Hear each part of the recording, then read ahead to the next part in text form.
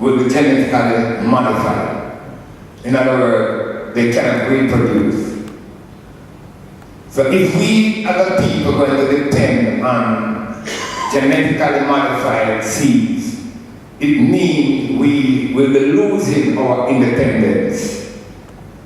We'll be losing the opportunity and the right to have our own seed and to grow our own plant.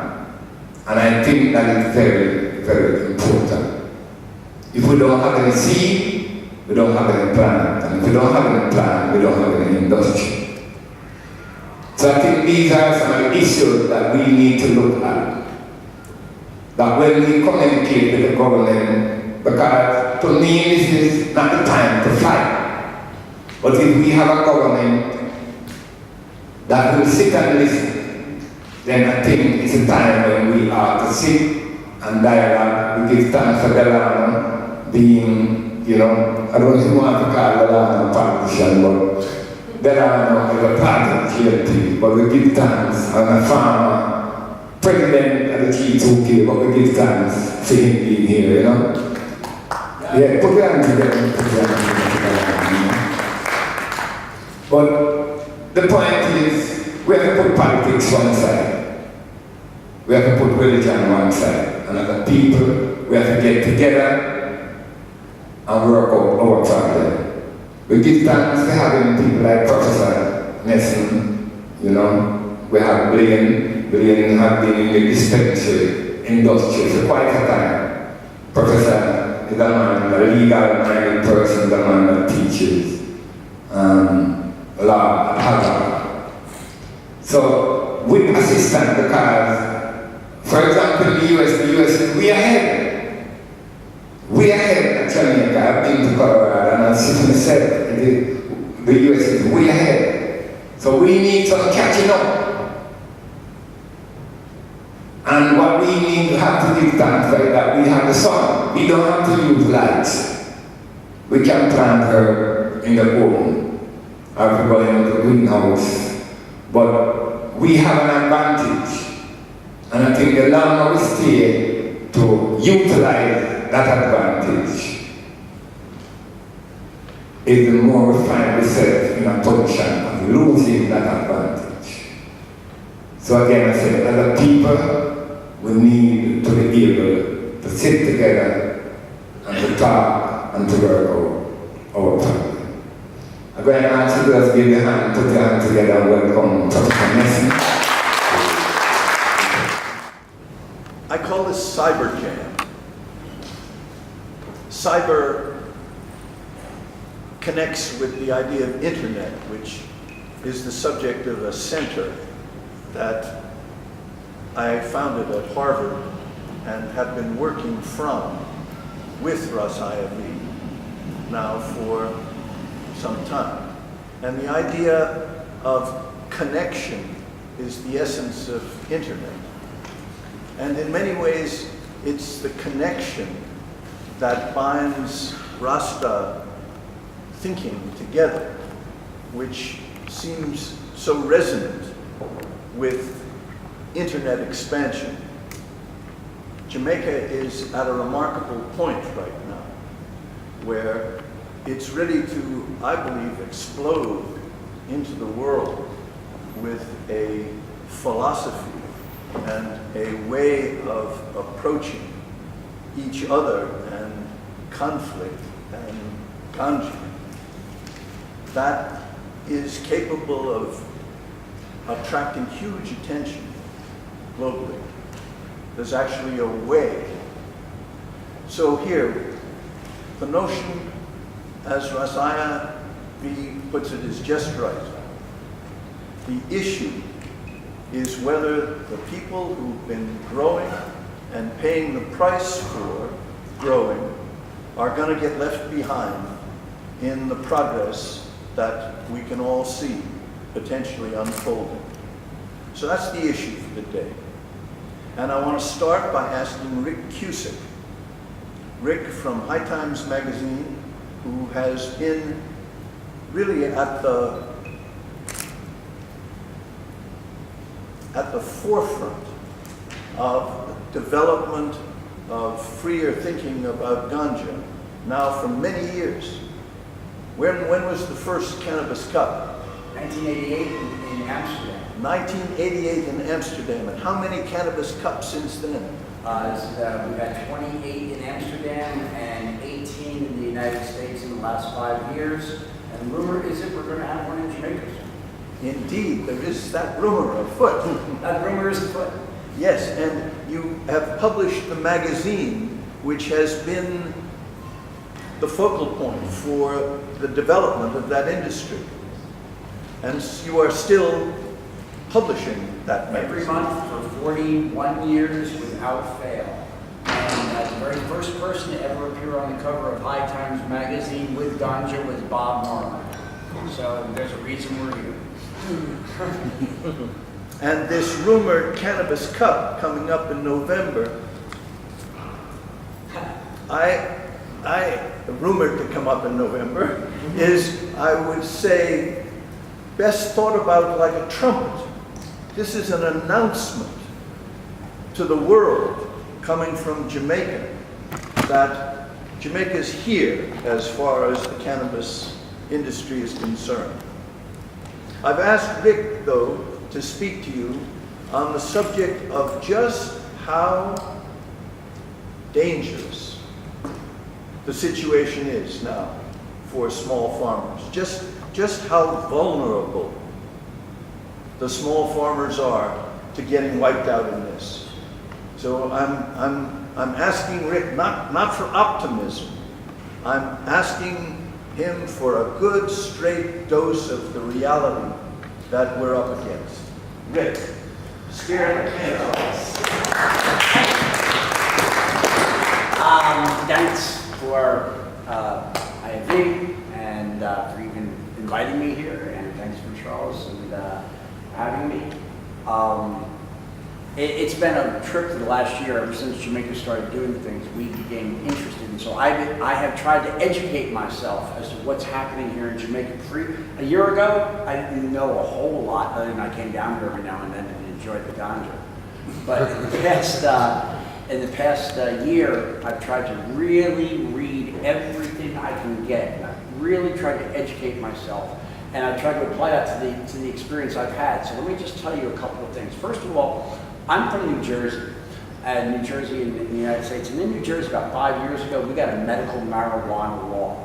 And everybody went, yeah, we got a medical marijuana law, and we announced it was a big deal. And I asked Chris Christie, who was running for the governor, would you sign the law? And he said, I would not want to get in the way of patients who need medicine. I would sign that law. Well, it was signed before he came into office, and then as soon as he got into office, his real colors became known. He didn't want medical marijuana in New Jersey. He did everything he could do to stop it. And here's the point that I want to make to you. How he stopped it was with regulation.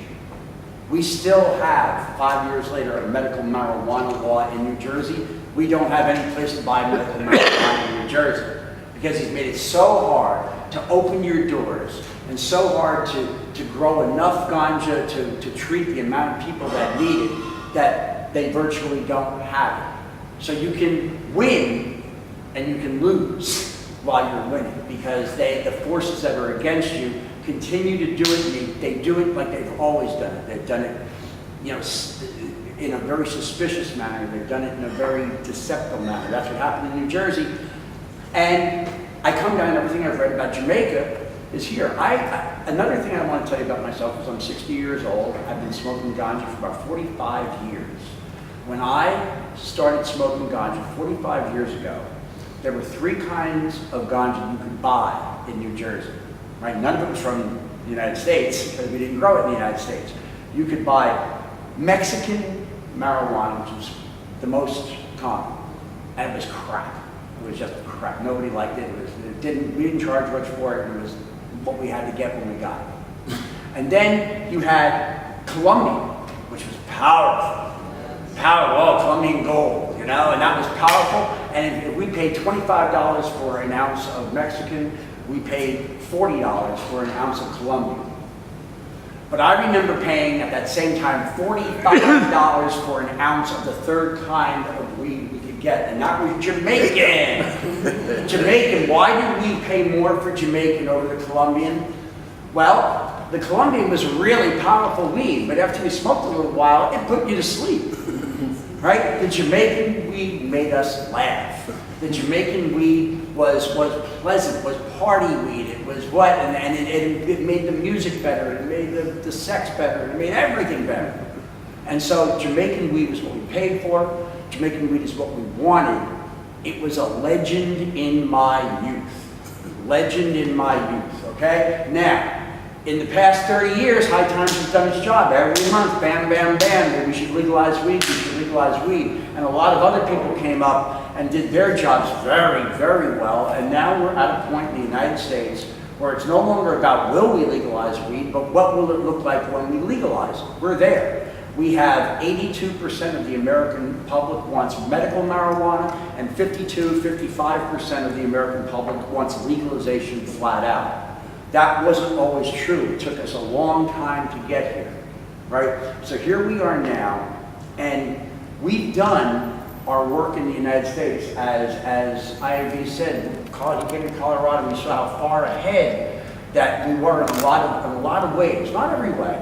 Because I think Jamaica's ahead of us in a couple of ways, to be honest with you, but in a lot of commercial ways and a lot of scientific ways, we've done the work in the United States where we have the strains, the genetics, that are very powerful, and they taste wonderful. It's a new thing. It's got a taste of the ganja now.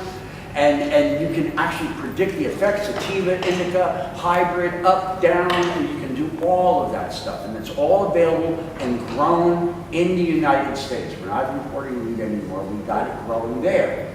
So there's all these wonderful varieties, hundreds and hundreds of different kinds of strains. Those are the strains that are going to come down here. When you guys make medical marijuana, and they should come down here. They should. That's the quality of the world. That is medical marijuana in the world where medical marijuana thrives. That kind of medicine should be made available to the people, the medical people of Jamaica, and the corresponding people who come here from other countries who also require medical marijuana. Because they're going to look for that, because that's what they're going to be used to. The problem is when they use those strains that they get from Colorado and the strains they get from California, and they come here for their Jamaican vacation and they got their medicine with them, they're going to fall asleep at 10 o'clock in the morning. Because that's the thing about the Jamaican legend of my youth. The Jamaican legend of my youth isn't a potent marijuana in the sense that I've never gotten higher than this in my entire life. That's not what it is. It's a happy experience. It's an experience that makes you smile, that makes you laugh, and crucially, you can, does it sound familiar? Smoke it all day and not fall asleep. You can sit there with that spliff in your mouth all day long. That's part of the Jamaican experience that I'm used to. That I, as an American tourist who love Jamaica, and I've been coming here for years from my friend Mike's villa over in Little Bay, and that's the place I fell in love with.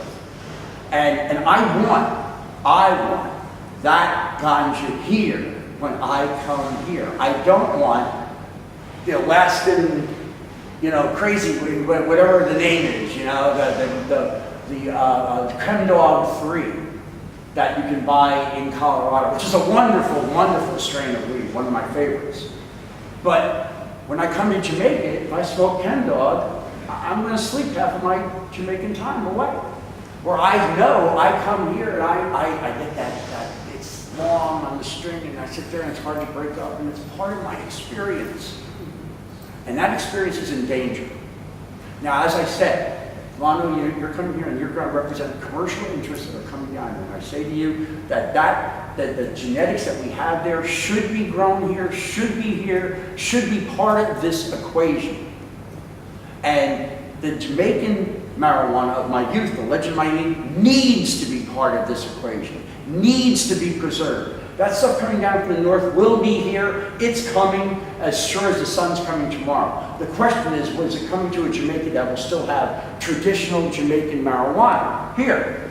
Now, the guys up there will tell you, of course, we're going to come down here and we're going to meet with Iyah and we're going to meet with people. We're going to find out exactly what that was. And we're going to be able to make that traditional Jamaican marijuana. So if you want to have Alaskan Thunder, we got that here. But if you want to have Negril, Lounge Breath, we got that here. And they're going to tell you that they're making that on the same farm that they're making all of the medical marijuana, that's all the genetics. Well, first of all, if you're growing it outdoors, and you're growing that with the more potent strains, they will infect each other, and you will not have the purity that you're having now of Jamaican weed. If you want to preserve the Jamaican weed, you must preserve it in Jamaican gardens. And I would say, and I'll bet you everyone in this room would agree with me, it would have to be done by Jamaican farmers. Right? Why am I concerned? Because I know my world. My world is, I work in 57th Street in New York City. It is money, money, money, money. And believe me, my world, which has been an activist, let's legalize marijuana for 20 years, world in the past 2 or 3 years, has come in, all the money people just come into my world.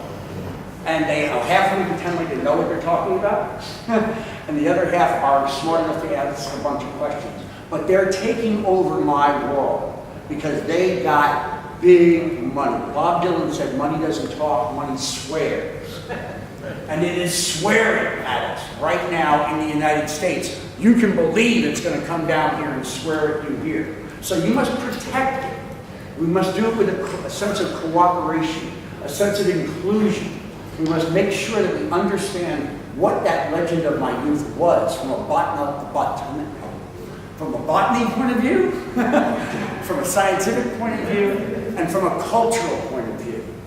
And to that effect, the little thing that I guess there's not a rumor the Cannabis Cup is coming here. The Cannabis Cup is coming here. There I said. We said it in Denver. We haven't said it here yet. The reason we haven't said it here yet is because we want to answer all the questions at one time. What I learned was that you say one thing and you ask 25 questions get opened up. I just want to make sure all the questions, within 3 or 4 weeks, we're going to send out a press release, make a big announcement, and answer all the questions. But the point is, we're going to come down here and do a Jamaican Cannabis Cup. And we're going to make sure that there is a cup that is given to traditional growers, to Rastafarian growers, to the ones who have been growing marijuana for a long time. The ones that made the legend of my youth a legend, who will make sure that their genetics are preserved, at least in the confines of my event. And we've been doing this, as Charles pointed out, for a long, long time. So we can judge this ganja here, we can quantify the ganja here in terms of all the other ganja that we've quantified over the world and in the United States over the many years. And we will be able to say, this is what it is, at least as High Times understand it. This is what it is. Maybe in the West Indies or the University of the West Indies, they find a different definition. Maybe in a laboratory they find a different, but here in the cultural lab of High Times magazine that has been looking at ganja and been judging it and figuring out what its qualities are, we're going to come in and say, here's what it's made out of, here's the THC factor, here's the thing, and here's the answers to the 25 questions, what it tastes like, what it breaks down like, is it dry, is it wet, what's it trim, all those questions we ask. We're going to answer that, and hopefully that will quantify the legend of my youth, the real tradition. We're going to make sure, with the help of men like Iyah, that the only people that are in that competition will be judged on their own merits. What about the people that are coming from the United States? We're going to have a separate competition for them. They're going to have a commercial competition of Jamaican, but there will be no Jamaican marijuana judge unless it's grown in Jamaica. Nothing coming from the United States, and none of that crap being put. You've got to grow it here. If you're a commercial consideration, we have a cup for you. If you're a traditional grower, we have a cup for you. We're going to give out 2 cups. That's how we do it in the United States. We give a recreational cup, we give a medical cup. We're going to do it here. Same way. But the point is, hopefully when we do that with the Jamaican Cannabis Cup, the traditional Rastafari growers, hopefully that will go somewhat to quantifying what that traditional herb is. That's the thing you must preserve. That's the thing you must preserve. And as I understand it, I'm not the expert, Charlie's the legal expert here. As I understand it, once you quantify it, you made it say, this is what it is, this is what it's made out of, it's not made out of that, and it's only made, and it's only real if it's grown by certain people who have been growing it for years. You know, we're going to be doing this. I got a report down with me, the High Times cultivation expert, absolutely one of the leading experts on ganja growing in the world. And he's coming down here and he's going to be talking to some of the growers and getting information and stuff. So he said, he knows what he's talking about. He can make, you know, he can make a presentation, and he will. But the first thing he's going to do is he's going to ask about 100 questions of the people who are growing things here. Because we need to know how you accomplished the miracle that you accomplished. It's a miracle. And people are going to say, oh, that Jamaican way is not as powerful. That's just about powerful. That's just about whether it's potent. We don't smoke marijuana just for its potency. We smoke it for its experience. And when it comes down to the experience of Jamaican traditionally grown marijuana, there's nothing better on the planet than that. I fear that the big money is going to come down here in the coming years.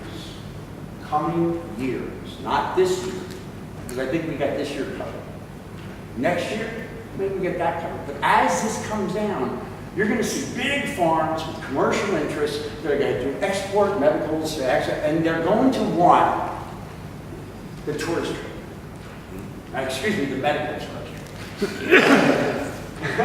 And they're going to want, and it was my hope at first, and being an outsider, you know, I really don't know what I'm talking about here. I'm still talking to folks about it often. But as an outsider, I was hoping that the big commercial farms that are going to come in here and you're going to have, you know, first, all the equipment and the genetics and everything like that. I was hoping that they would cede to those industries the medical export industry, which is going to be substantial, which is going to be huge for this island, the medical. And I was hoping that the traditional growers that we quantify, the Rastafari growers which we quantify, would wind up getting the tourist industry, being able to service, as they always have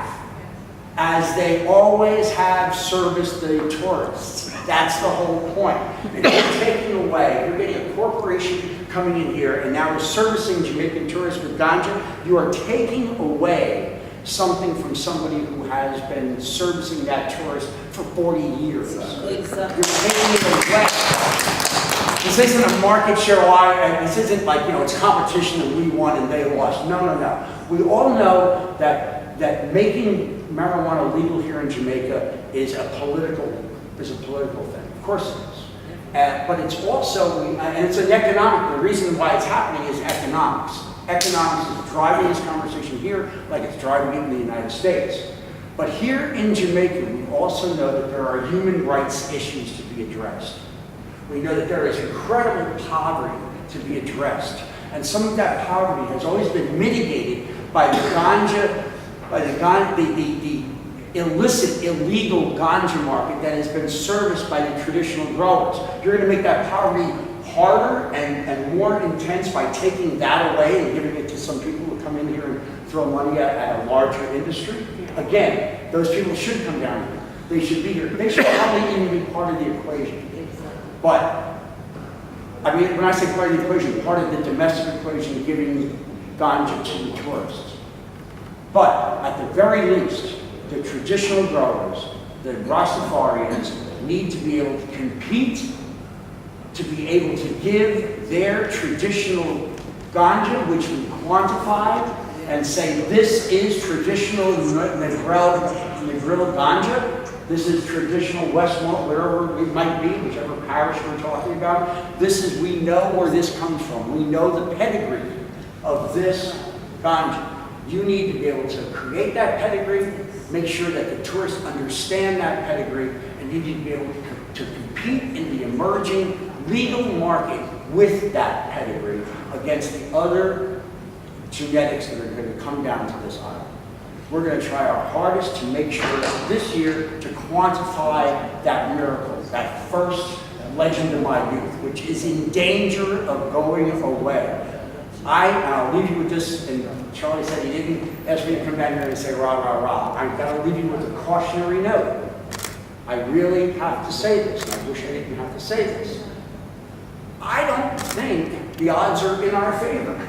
I think they're going to come down here with their money, and they're going to come down here and I think in the next couple of years, you got really good men in our government right now who are trying to address the human rights issues, and that's obvious. We wouldn't be sitting here if Ross didn't have his rights intact at this moment. Right? So there are good people now that are addressing this, but I'm afraid the governments will change. I'm afraid the money people will be here, and I'm afraid money doesn't talk, it swears. And that's what I'm afraid of. So this is not just a necessary challenge we have to take up. It's an important challenge, and most importantly, it's very difficult. This is going to be hard. They have resources, but you know what you guys got? You guys got culture. Culture. Don't let them take your culture. Don't let them quantify your culture. Hold on to your culture and say, if you want this culture, I'm the one who's going to give it to you. You're not just going to take it and then make it into, tricolor pens at the airport. Right?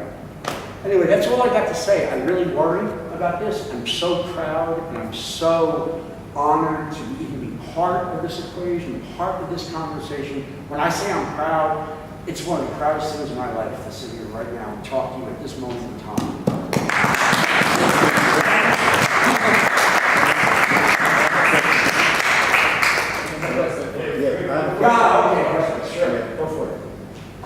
My concern, first of all, excellent. Theo Chambers. Excellent presentation. My concern is when you identify the local grower and you get that cop, I hope the next day the cops don't go in and start to destroy him because of the fact that he's not legal, So we have to be careful of identifying local grower, give them a cop, tell them it's the best, ganja they have in Jamaica, and the next day the cops go into this place, harass him and destroy him because of the fact it's still not legal to grow where you got your license from. So we have to be very cautious in where we move so we don't violate any law now and identify people and put them in a position that is very wrong for them by identifying them without any protection of them. So that's my concern from a legal point of view. I believe the cooperatives that you have, that addresses that point. Is that correct? Yes.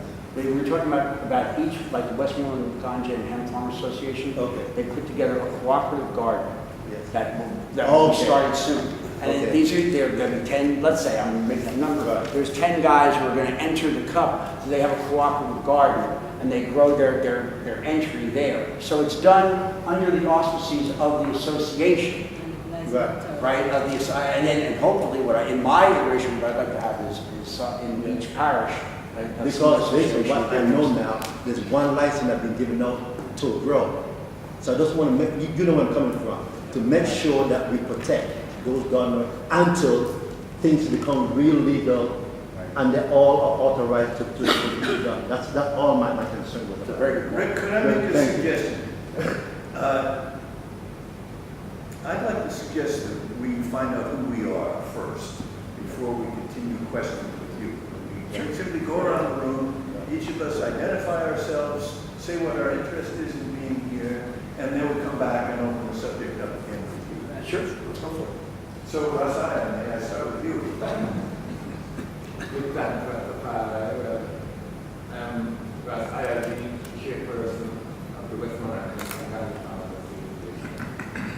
And my real purpose of being here is to see how much other people can come together and work out what is in the best interest of Rastafari and the Grassroots and the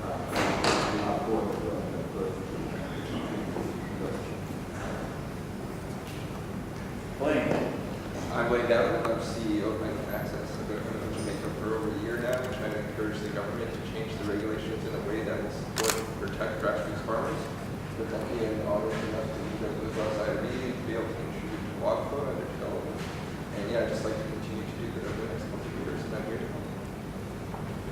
See over. MedCannAccess. MedCannAccess. It's a licensed production company in Canada. I'm Charlie Nesson. I teach at Harvard Law School. I am on for $1 as advisor, legal advisor to Rastafari, and will say something more about what I consider that representation to be. I should say that I'm joined by my wife, Fern, who is on for a second $1.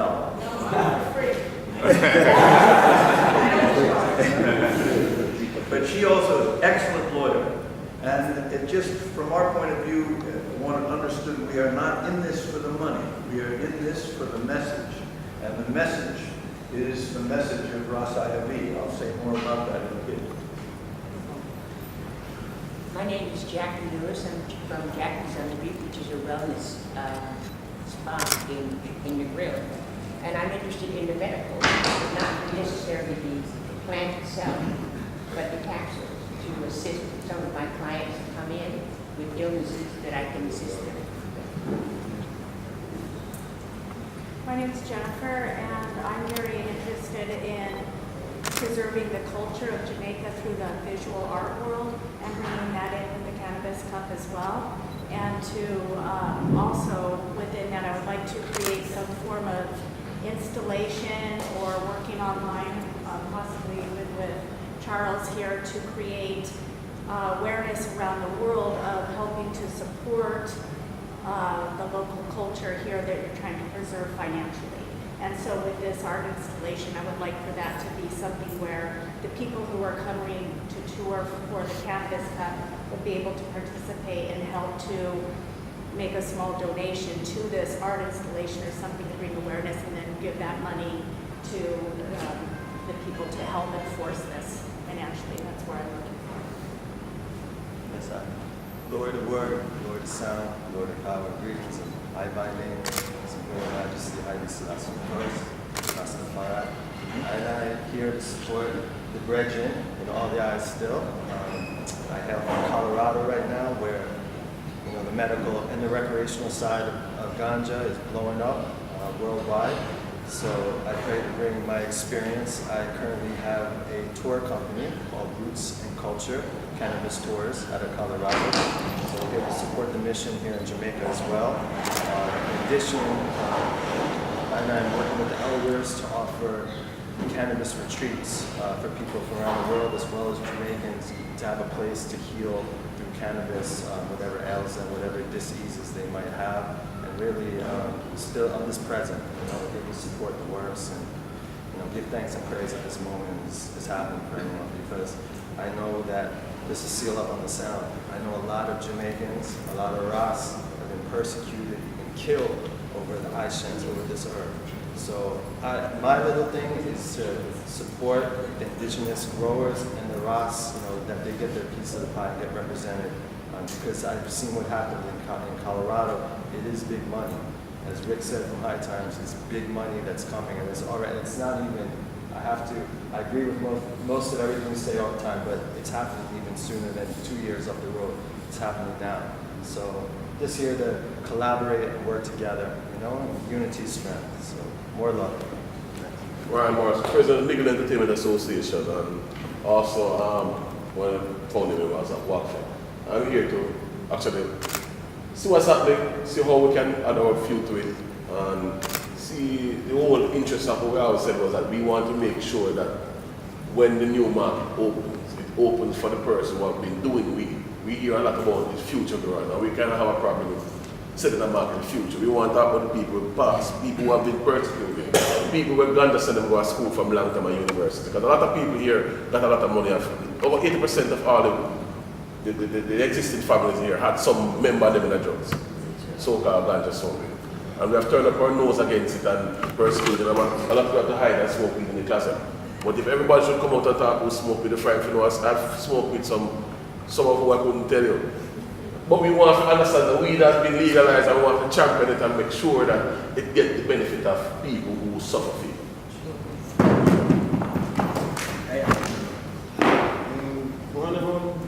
My name is Kevin Burke. I'm an artist at Kushar. I'm right now in court, Ryan Morrison, observation of Hello everyone, my name is Kate Lennon. I'm a ganja farmer for 25 years and have researched. I've been a subscriber to High Times for the past 25 years. I have grown marijuana across the island, in the mountains and in the valleys and in the swamp. And I have my research and I have a lot of questions, and I am an activist with Iyah. We have been traveling this road for a very long time, and I'm here for them to take away the industry from people like me, who is a woman and who is a traditional farmer and who grow commercially also boutique. And I have a lot of questions I want to ask. Hi, I'm Delano, Seiveright. I wear many hats, but I'm here in the capacity as the director of the Cannabis Commercial and Medicinal Research Task Force, and a good friend of Rastafari and Prof. Nesson, and break everybody here. As you know, we played a key role along with Paul Burke and others in the political directorate in getting the Ganja law reform down here in Jamaica for medicinal research, political, yes, economic, human rights, criminal justice reasons, and the whole works. Thank you. Good morning, I'm Shani Kanir, quantity surveyor, and I'm just here to observe. Good day, my name is Michael Shea, and I'm Rick's friend for a very long time, and his personal driver and bodyguard.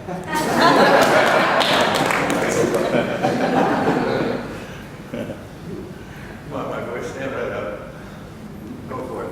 Good morning, I am Alula Pastor, the son of Iyah from the chairman of WAPA, and I'm here for that. Yeah, blessed love. I'm First Man. I'm from the Rastafari Indigenous Village. And the Rastafari Indigenous Village functions as a space that we offer tours, we offer places for people to stay. It's information on Rastafari. The mandate of the village has always been to protect and preserve and promote the culture of Rastafari. And in doing so, the first project that we ever did was an event called RootzFest. And it was a mission in the early part of the village. Everywhere we went, we took ganja on display. Everywhere. And we promised ourselves, in fact, we brought in a gentleman from the States who was speaking about medical marijuana at the time. It sounded almost like a way out thought, and that was in 2009. And now we're here in 2015, and I mean, the police have never troubled us the way how we brought it around. It was always properly labeled, and it represented amongst other herbs that Rastafari would use traditionally. So we were never ever harassed. We took this thing to everywhere that we went. Ganja was always there with us. You know, so we are very confident that it is a mannerism. You know, the herb is truly a mannerism, not one that is loose. And as Rastafari, that is what we're here to represent. The mannerism of the herb, what it causes us to become, how it affects our mind, and actually how it elevates us to be members of this new race. So we are here as Rastafari to represent that.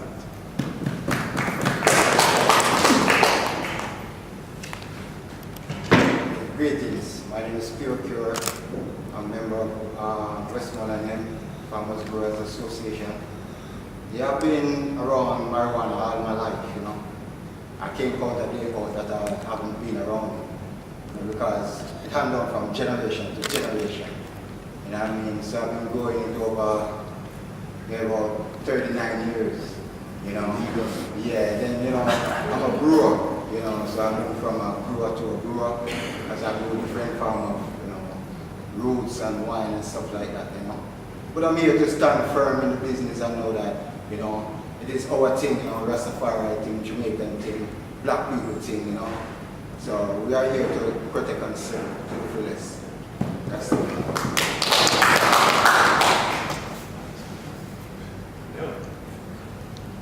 Hi, I'm Delaware Barrett, I'm from Manchester. I've been in Ganja for the last 20-something years, various aspects of it.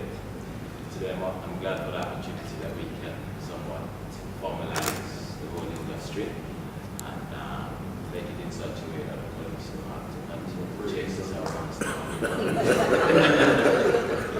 So once again, I'm happy to be here. I'm going to listen and hopefully I can learn something about the business as well. Thanks very much.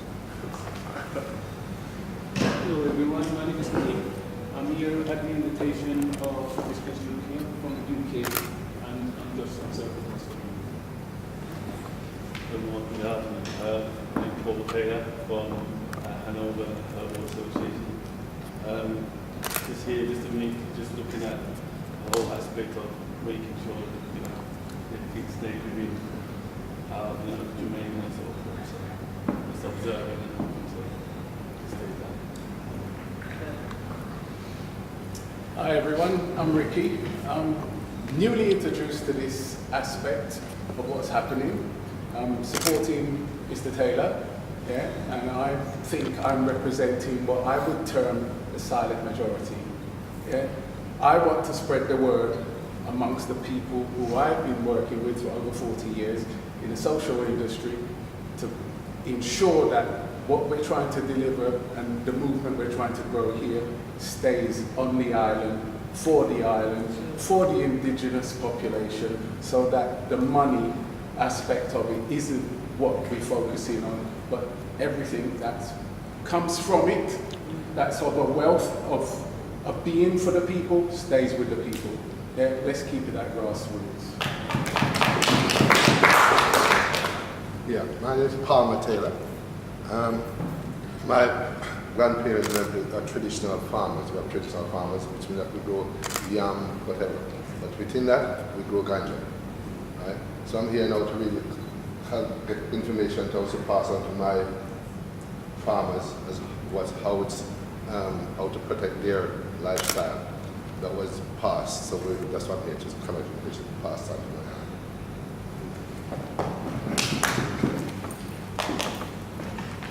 Hello everyone, I'm Delroy Johnson, the owner operator of Miyard.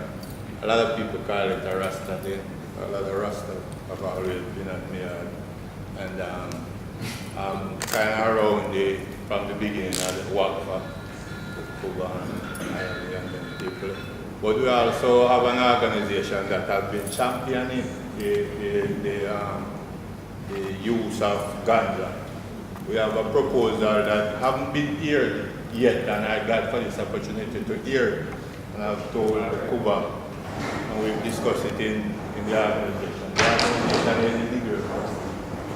And we have vision that since about the government just set up the council with about 15 professors and blah, blah, blah. And I know they're gonna talk. And it's gonna take years. So we are proposing that we use the One Love Drive for everything ganja right now. Say the legislator is here, we can have one place where we just deal with it. Once it gets here, everything is good for ganja and the One Love Drive. That's on the west end. And then while they are talking and doing their legislating, we are moving ahead.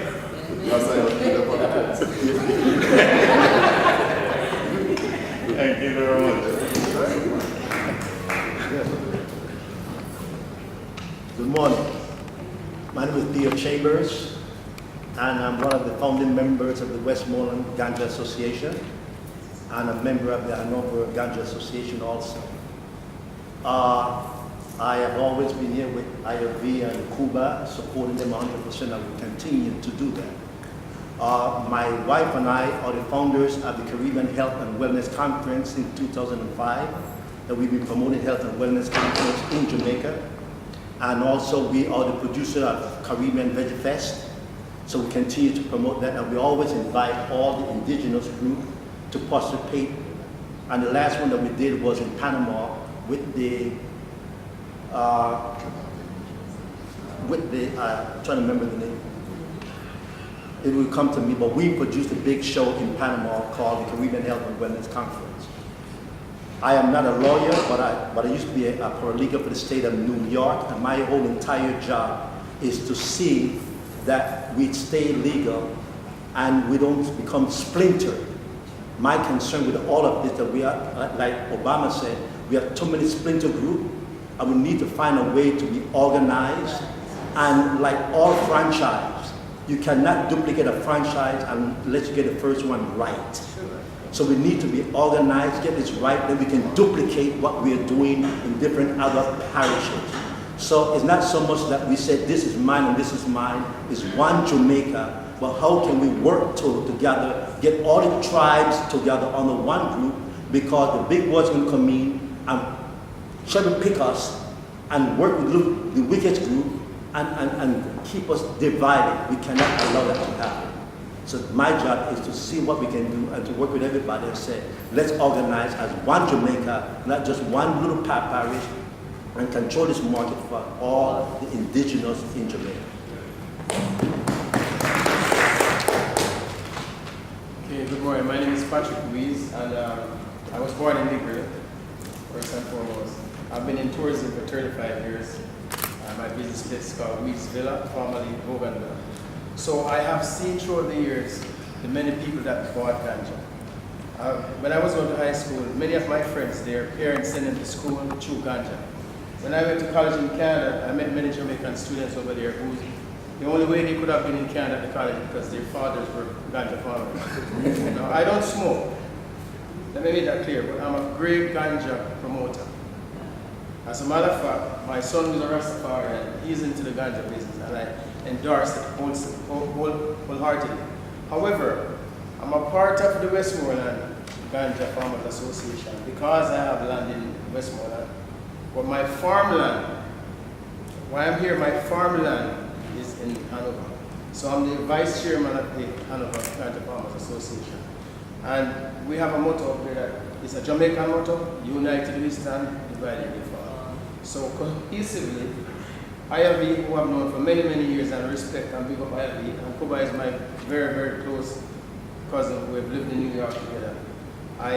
My job and my effort is how I can work with the two parishes. That is my focus. Good morning, all. Rastafari. My name is Campbell Blakely, and I'm part of the Hanover Ganja Farmers Association. I'm born in America, as you can tell by my accent, but I do have Jamaican roots, and those roots run deep. For the past 6 months, I've been in the bush. I've chopped wood, I've cleared land, I've been ran off of 3 different properties, trying to farm with a traditional ganja farmer from Westmoreland. First we were in Orange Hill, we cleared the land, we chopped for days, and then we were ran out. We went to another piece of property where we thought, the ownership was established. We got in, we cleared the land, the same thing. We had to pack up and leave the land. In the midst of all of that, we ran into Mr. Lee's here, and he gave us an opportunity. So now we're up in Hanover. Once again, we had to clear the land. So 3 months later, just myself and another local wrestler there, and we cleared the land. I have a really nice tobacco growing. I have vegetables growing. I live in the bush, and I'm just here to support the traditional ganja farmer. My father was a traditional ganja farmer. His father was a ganja farmer. The farmer that I work with now is a traditional Jamaican ganja farmer. I see the separation. I too am concerned that the big commercial industries don't come in and take away the traditional farming from my family, from my roots and my culture. And so I'm just here to support. You're going to see a lot of me. I'm going to be around. And thank you for having me. I'm honored to even be here, to even be able to be a part of this history and the making. Yeah, it's a blessing.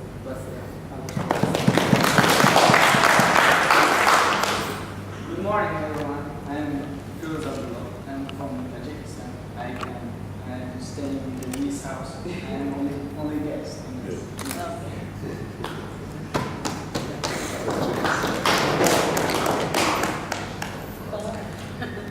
And Barry. Yes, my name is Barry Hough. I'm an internet marketing consultant. I specialize in the web, and I'm a professional photographer. I moved here 14 years ago from Maine, and for many years wished that Maine would legalize ganja. Of course, it got a little looser, but nothing like what you can do here in Jamaica. I grew up in the Caribbean on the island of Aruba for 13 years. Decided when I semi-retired I was heading back to Aruba. But some friends of mine brought me here in '99, and I moved here in 2001, brought my business down here, and as of Tuesday, became a Jamaican citizen. And and I'm quite enthused about what I see happening, and in whatever way I can participate and help out, and I'm happy to. I'm a 74-year-old, didn't smoke weed until I was 35, and I'm healthy. And I think it's weed just make it that way. Thank you. All right, thank you.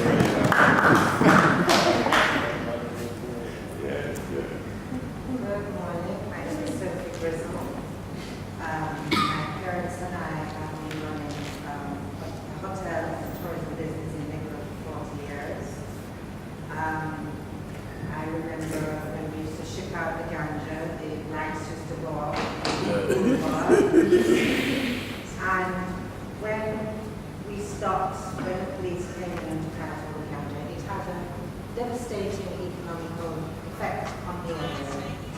So a lot of the tourism businesses that grew at that time were generated from profits of Ganja. Our guests have been using the local Ganja all these years, and I'm here today really to understand how we can make sure that the Ganja that's grown here locally is the Ganja that our guests are still going to be buying. So I'm here to find out what I must tell my guests, and how I can ensure that the farmers who've been planting all these years will remain the suppliers to my guests. And then also to explain to my guests what they're allowed to do and what they're not allowed to do, and what is available. I know they love going on the tours, they love anything to do with Ganja, so the more information the hotel industry has, I think we need to develop this partnership with each other, so that benefits are staying here.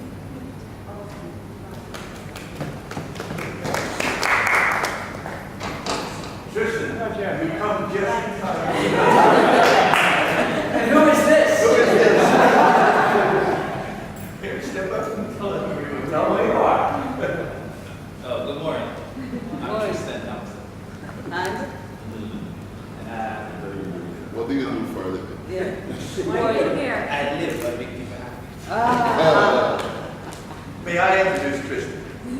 At least the way I always introduced him, because he's Russ Ivey's right hand. Yeah. That's it. And there. Hi, I'm Negril. I live in Negril. I'm Jamaican. I work with couples resorts. I met Rastafari. I met Delano. I'm interested to know how the decriminalization of Ganja is going to affect everyone, how it will work for hotels, as Sophie said. And I'm also very, very concerned that, as they've said, big companies don't come in and take away all business, that Jamaicans, that the people who have struggled for so many years will prosper and benefit from this industry. So I'm here to learn and ask questions.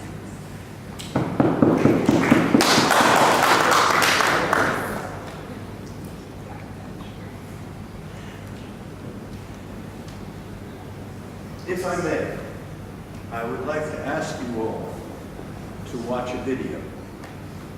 This is a video that's about 10 minutes long. It is a video of an interview that I did with Iyah at Harvard as part of a course that is in development at Harvard, taught this last fall, in the spring, and will be continuing. But the essence of what I'm asking is that you listen to this message, because from my point of view, this is the message that I would like to see lead in terms of the celebration, development, promotion of the faith and sacrament of Rastafari. Hello, I'm here with Iyah. Iyah. How did you get that name? Well, I got the name because I was called VD, which is my registered name, Dowdle. So the V has stuck with me when I became Rastafari. It was V-man, V-I. And then Rastafari virgin came to where I was. And the fact that I was extremely hyper, not using certain type of product, the brother said to me, "You not V-man, you're a higher V, higher means H-I-G-H-E-R." But then I started spelling it, I-Y-A-H, Iyah, which happened at that time I found out that the Yah really is the shortened name in Hebrew for Yahweh. So I continue spelling the name I-Y-A-H. Now you're Rastafarian. Yes, I am. What does that mean, that you are Rastafarian? To a Rastafari is somebody who sees one, who sees Iyah Selassie as the return Messiah. Two, who sees Africa as the cradle of mankind, the cradle of civilization, and the home of our ancestors. Three, we believe in the equality of all people, whether you're black, you're white, pink, yellow, whoever you are. And we believe that we are to live as close to nature as possible. Because the moment you try to live against nature, then to me it will result in your own detriment. So basically, that's why I'm Rastafari. And Ital, what does Ital mean? Ital is really the I form. In Rastafari, we create our own vocabulary, so to speak. So for example, in vital, we'll take out the V and say ital. In a unity, U-N-I-T-Y, we'll take out the U and say unity. But ital is really a way of life. For example, eating without using any form of chemicals. For example, salt, sugar, and those things. We eat our food how nature provides it. So that's basically what it means, I think. Do you cook your food? No, I eat live food, raw food, uncooked food. And I've been living this for the past 42 years. And this is a form of purity? And when I look at it, that before fire, how did man live? How did man eat? For example, where I'm from, in Jamaica, we have a lot of fruits, we have a lot of vegetables. So I look at it and know that even in terms of Eden, from an Edenic point of view, that is how people used to live naturally. Just eat how nature provided, because there was no fire. And you didn't have a stove? No, they didn't. I don't think fire was invented at the time either. So I just look back at life that way. But I did science in school, chemistry, physics, and biology. And I remember being taught in chemistry that heat about 6 degrees centigrade will destroy your enzymes. Water boils at 100 degrees centigrade, so long before your water is boiled, your enzymes are gone. When your enzymes are gone out of your food, then the whole metabolic process, the digestive process, tends to become more difficult. So that's why I choose not to eat cooked food. Now, you are the leader of the Westmoreland Hemp and Ganja Farmers Association. Right. First off, Westmoreland. What's Westmoreland? Westmoreland is the most westerly parish in Jamaica. Jamaica has 14 parishes, and Westmoreland is the most westerly parish. And hemp and ganja, that's marijuana. Right, it is. And Westmoreland has traditionally been a place where ganja has been grown.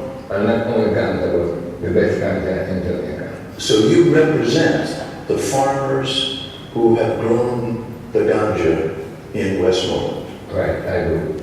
And what is their interest now as Jamaica looks forward towards decriminalization, legalization, becoming a figure, a player, a contender in a global legalized environment? Naturally, as grassroots farmers, because those are the farmers that I represent, grassroots farmers. And in general, it is grassroots people who is known throughout Jamaica to cultivate marijuana as an alternative, as a way of life, because a lot of youth coming out of high school, even university, have no job. So they have to find something to turn to. And maybe I wouldn't say lucrative, but one of the most economical ventures that they could go into is the cultivation of marijuana and cannabis. Now, in the whole attempt to legalize, because we knew that the legalization process, or the decriminalization process would come about, but we also know that there is a possibility for these small farmers to be pushed out of the market by the big multinational corporations and rich people coming in, knowing that there's a possibility that a large amount of money to be made. So we should acknowledge that in order to protect the individuals who have gone through persecution and who have gone to jail and bottlenecks in order to keep this industry alive, we would have to organize ourselves into a body, into an entity that we should acknowledge will be able to speak on behalf and assist protect our interests. So there's a unity of interest in some degree between the farmers of Westmoreland and the Rastafari. Are all the farmers of Westmoreland Rastafari? No, the majority of farmers are not Rastafari, but they are Grassroots people. But I am Rastafari, those who have been at the forefront, because we use herbs, there are some people who use herbs, but are not brave enough to come out and say, yes, we do use herbs, and we plant herbs. Rastafari people are people who don't deny using herbs. We are brave enough, we are strong enough to say we do use herbs. And from the inception of the movement in the 1920s into the 1930s, we declare that marijuana, ganja, cannabis is a part of our way of life. It is our supplement, similar to how the Catholic or the Anglican would use bread and wine in their church. But the fact that as grassroots people, Rastafari and traditional ganja farmers, we basically, most Rastafari come from grassroots background. So it was easy for us to come into one, to unite into an organization, because we have basically similar experience coming up at you. Tell us the story of Rastafari with marijuana, ganja, as its sacrament. How did this evolve? One movement started out, Alex Rastafari was from King of Kings in American Bush and August in 1930, but the movement started before the coronation in the 1920s. Now, herb has been used traditionally by our people for years upon years upon years, long before even the Rastafari movement came into being. The average poor black, the average poor Indian have been known to use herb. But what is noticeable about herb is that most of these people who use herb tend to be community-minded. You'll find these people getting together, burning herb, and then certain type of discussion, certain type of reasoning would emerge. So when Rastafari, most of who came even in the 20s to say Rastafari was traditional church people, but people who used her. So again, in the 1930s when the movement evolved after the coronation of Haile Selassie, it was the same people who were traditional churchgoers and traditional believers coming into the fore. So basically they just declare herb as a natural plant to be their sacrament. Now, the Rastafari movement is an anti-colonial movement, because at the time when the movement came about, we are seeing that individuals who rose up against the system, the European British colonial system. And if you look back into our history, you will see different rebellion, different uprising, going back as far as the Maroon, you had the Patriot uprising, you had the Sunshine uprising in 1831, you had the Pargo in 1865, you had Marcus Garvey movement, the UNITA. So in continuation of that rebellion and of that black acknowledgement, the Rastafari came following on the heels of Marcus Garvey, still defending our black self, and at the same time striving and fighting for our liberation. The difference with the Rastafari movement and other uprisings is that we did not come violently. We came on the basis that we were trying to get back, and we are still trying to get back the mind of our people to be what we were, and for them to think of themselves as not being inferior people, but as people who have made vital contribution to our civilization. If you had to put it in a sentence, what is the message of Rastafari going out? The message of Rastafari is peace and love amongst all people, but at the same time, aware of the fact that peace can only come when there is justice. So if there is no justice, like Peter Todd said, we don't want no peace, we want equal rights and justice. But to me, the only way of guaranteeing international peace is to have international justice.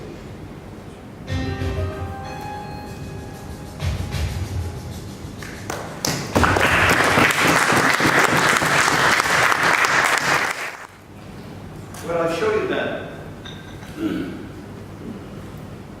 Because from my point of view, what is being projected now by Jamaica is not just a message about marijuana. It's not just Ganja. It's Rastafari. It is what we're engaged in is a celebration of the sacrament and an exploration of how to develop in a way that returns value to Rastafari and grassroots people.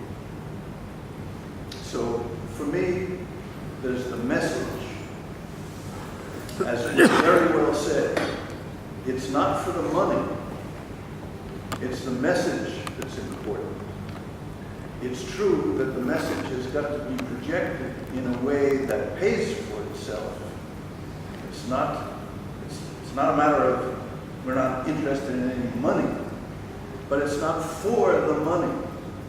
It's for the projection of the message. Within this extraordinary statute that was passed, the most significant feature to me was the recognition of Rastafari, the legal recognition of Rastafari. That's something that people have fought for in the United States and been denied. But the government of Jamaica recognizes Rastafari and sets up a structure under the Minister of Justice. Justice is such a powerful word. Justice is the word. And that justice is one that allows the minister to grant exemptions for events that promote, develop, celebrate the faith and sacrament of Rastafari. So there is an opportunity for Rastafari to benefit. It's not a direct form of reparation, and yet it is. It's a way in which the government acknowledges the past and preferences Rastafari going into the future. How long and how strong that preference is depends on how well we, you, all of us, actually use it. So for me, the challenge as a lawyer is to recognize that the future is yet to be written. You have a minister in your Minister of Justice who definitely is your advocate. And yet he is a political figure. He will want to move forward in ways that don't expose him to adverse criticism. So that along with this recognition, which is so extraordinary, there is also a responsibility to handle that privilege in a way that makes everyone proud. I may be verging on slightly dangerous territory here, but to me, from the outside, I see basically two messages in the camp of Rastafari. One is the ecumenical message that I believe Ras Iyah represents so beautifully. This is a message that is not litigious, it's non-violent, it's not out suing people, it's not out threatening people. It's one that, if it litigates in a court of public opinion.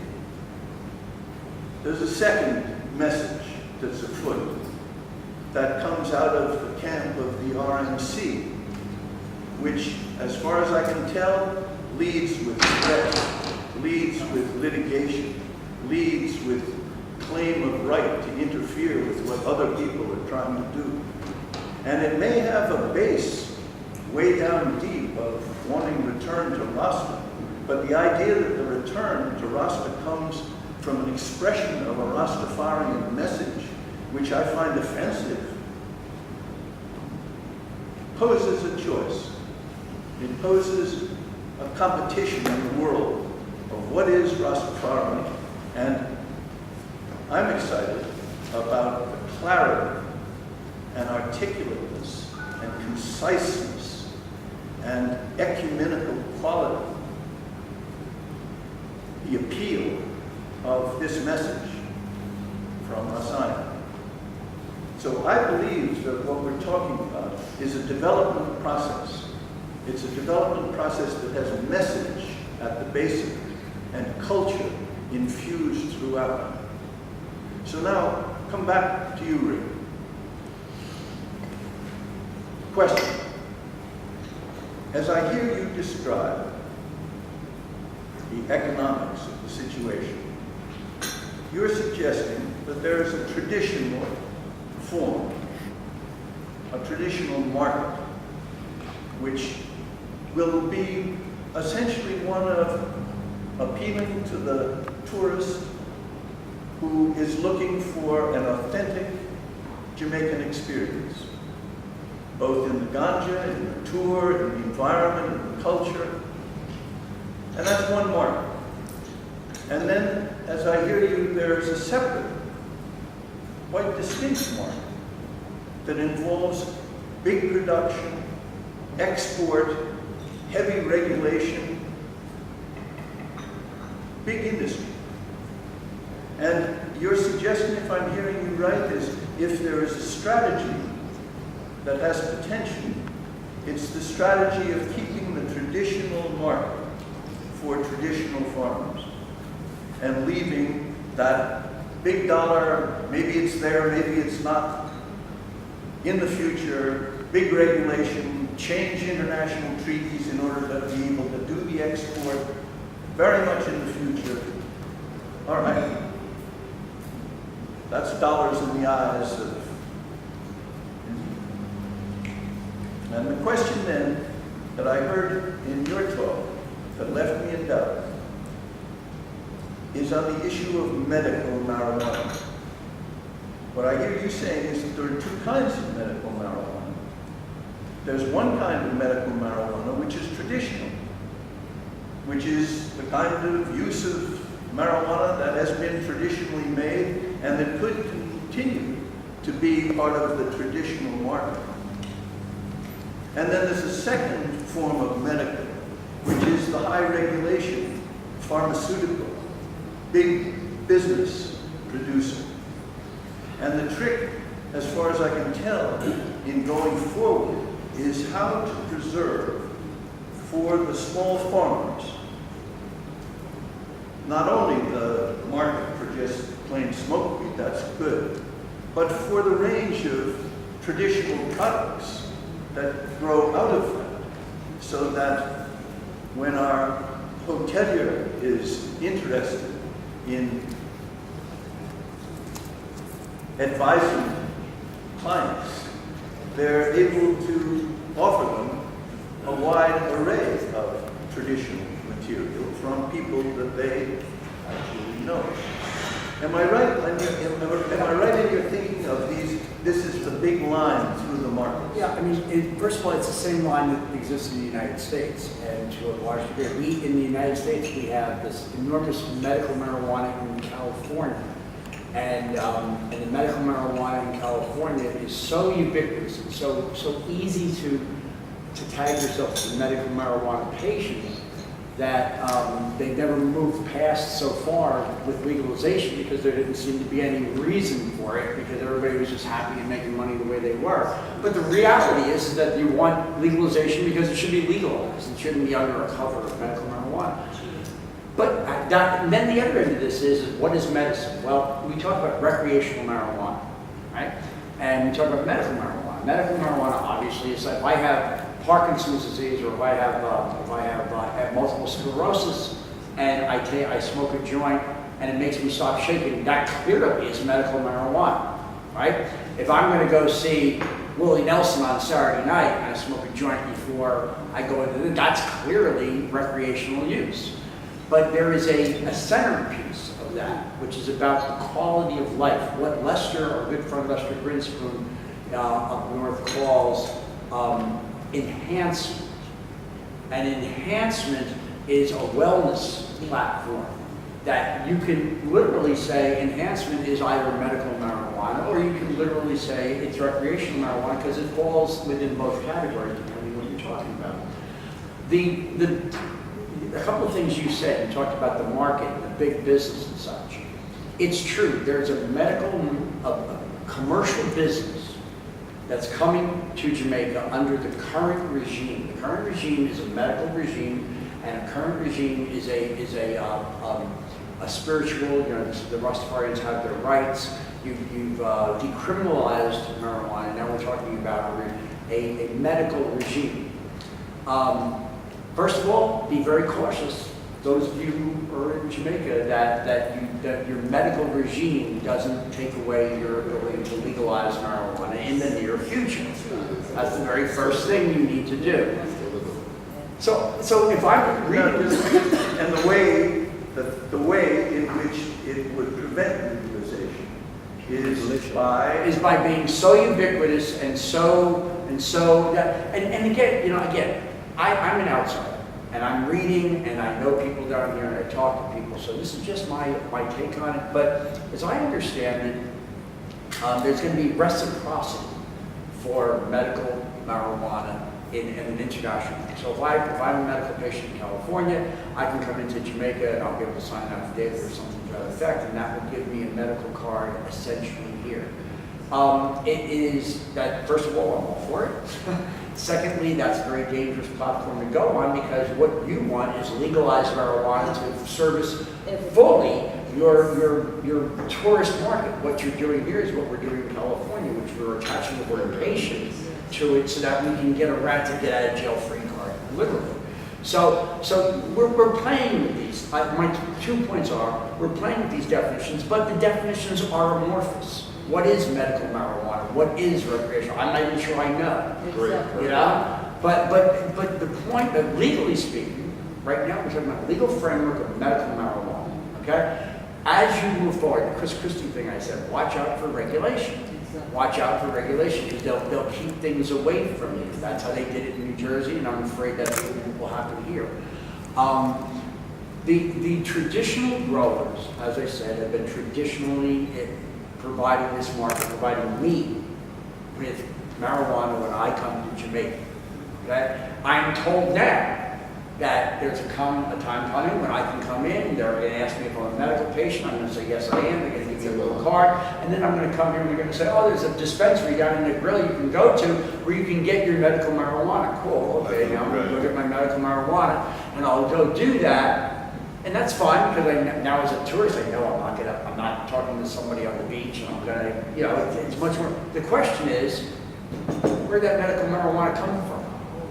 Now was it grown up on the big farm, or was it grown by a traditional grower? My original hope when I first got into this was, wouldn't it be wonderful if the big farm guys could be the export guys and something like that, and that we could preserve the traditional growers within the tourist market. Yes. However, because it's a medical regime, and because those farms are going to come in on a medical regime, they are certainly going to have access to that market. I realized recently, as recently as last week, after I've been talking to people, that it's not feasible, or it's not reasonable to say you're going to have these huge ganja farms up there and they're not going to have any access to the tourist market, especially when you're calling the tourist market patients.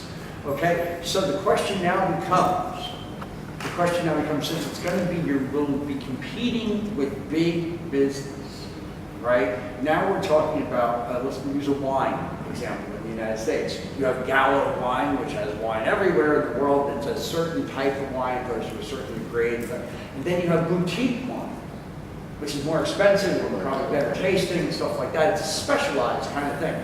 You need to preserve a dual system of providing to the medical marijuana market domestically. And let me leave with one question, okay?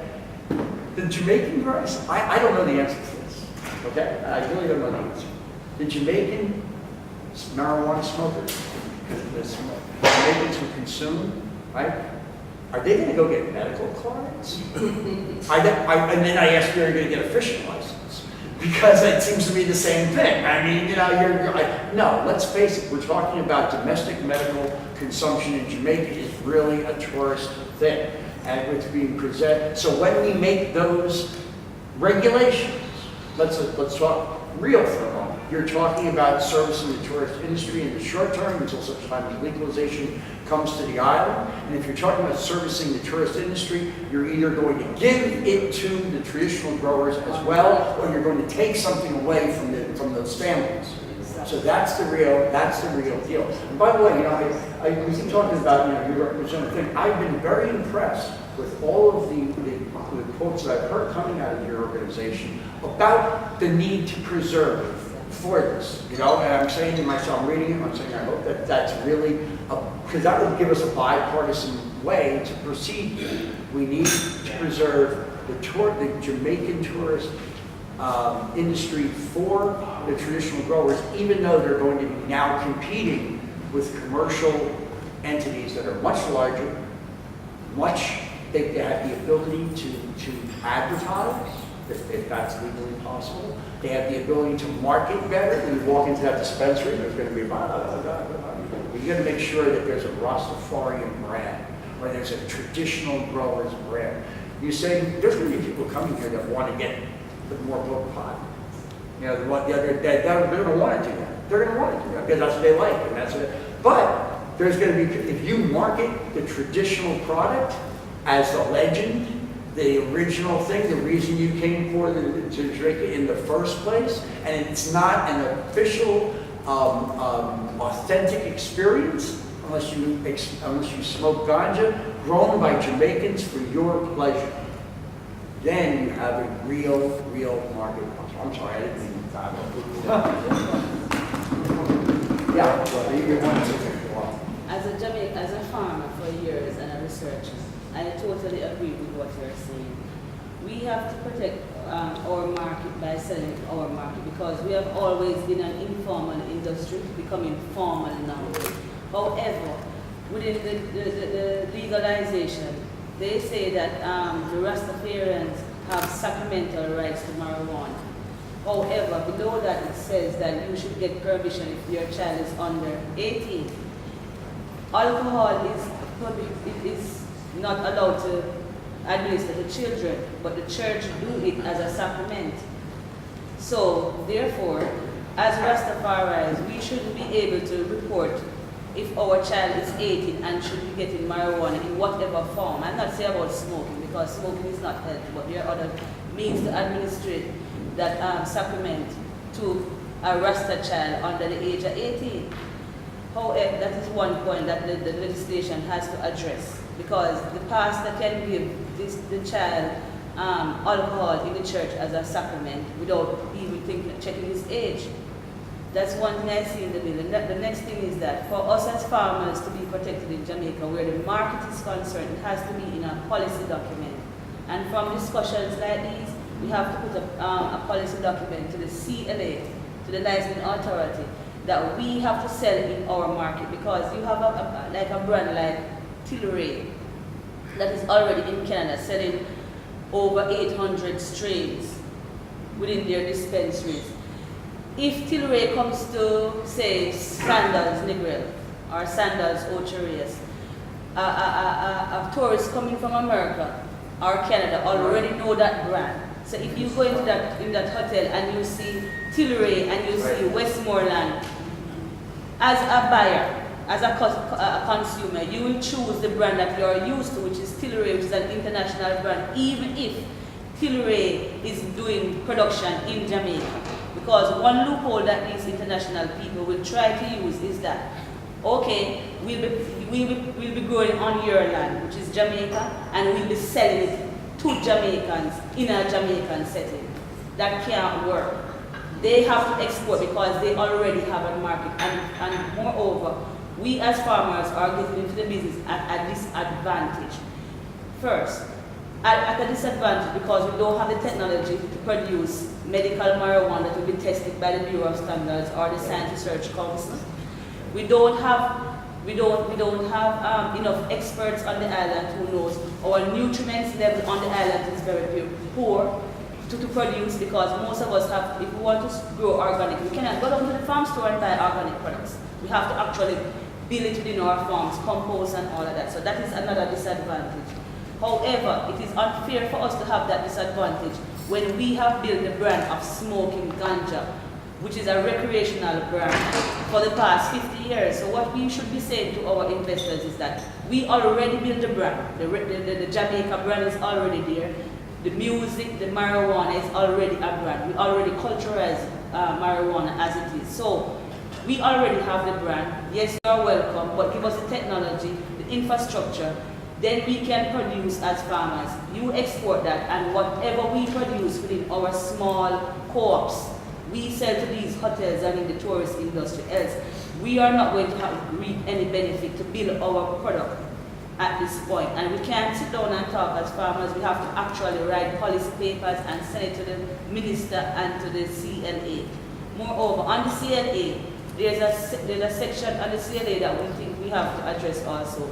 I don't see the reason for the Minister of Health and the Drug Administration, for both of them to be on, because the Drug Administration already report to the Minister of Health. Right. There's another thing we have to address as farmers. We have farmers who are commercial farmers and we have farmers who are boutique farmers. If we just put one regulation in for everybody, people like me who are boutique farmers will be wiped under the carpet. Especially if we don't protect our markets here. So we need to address all of those issues. Thank you.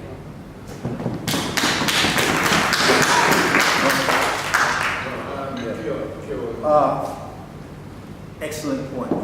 When we met with Mark Golden in Orange Bay a couple of weeks ago, I made a suggestion which I'm going to make again.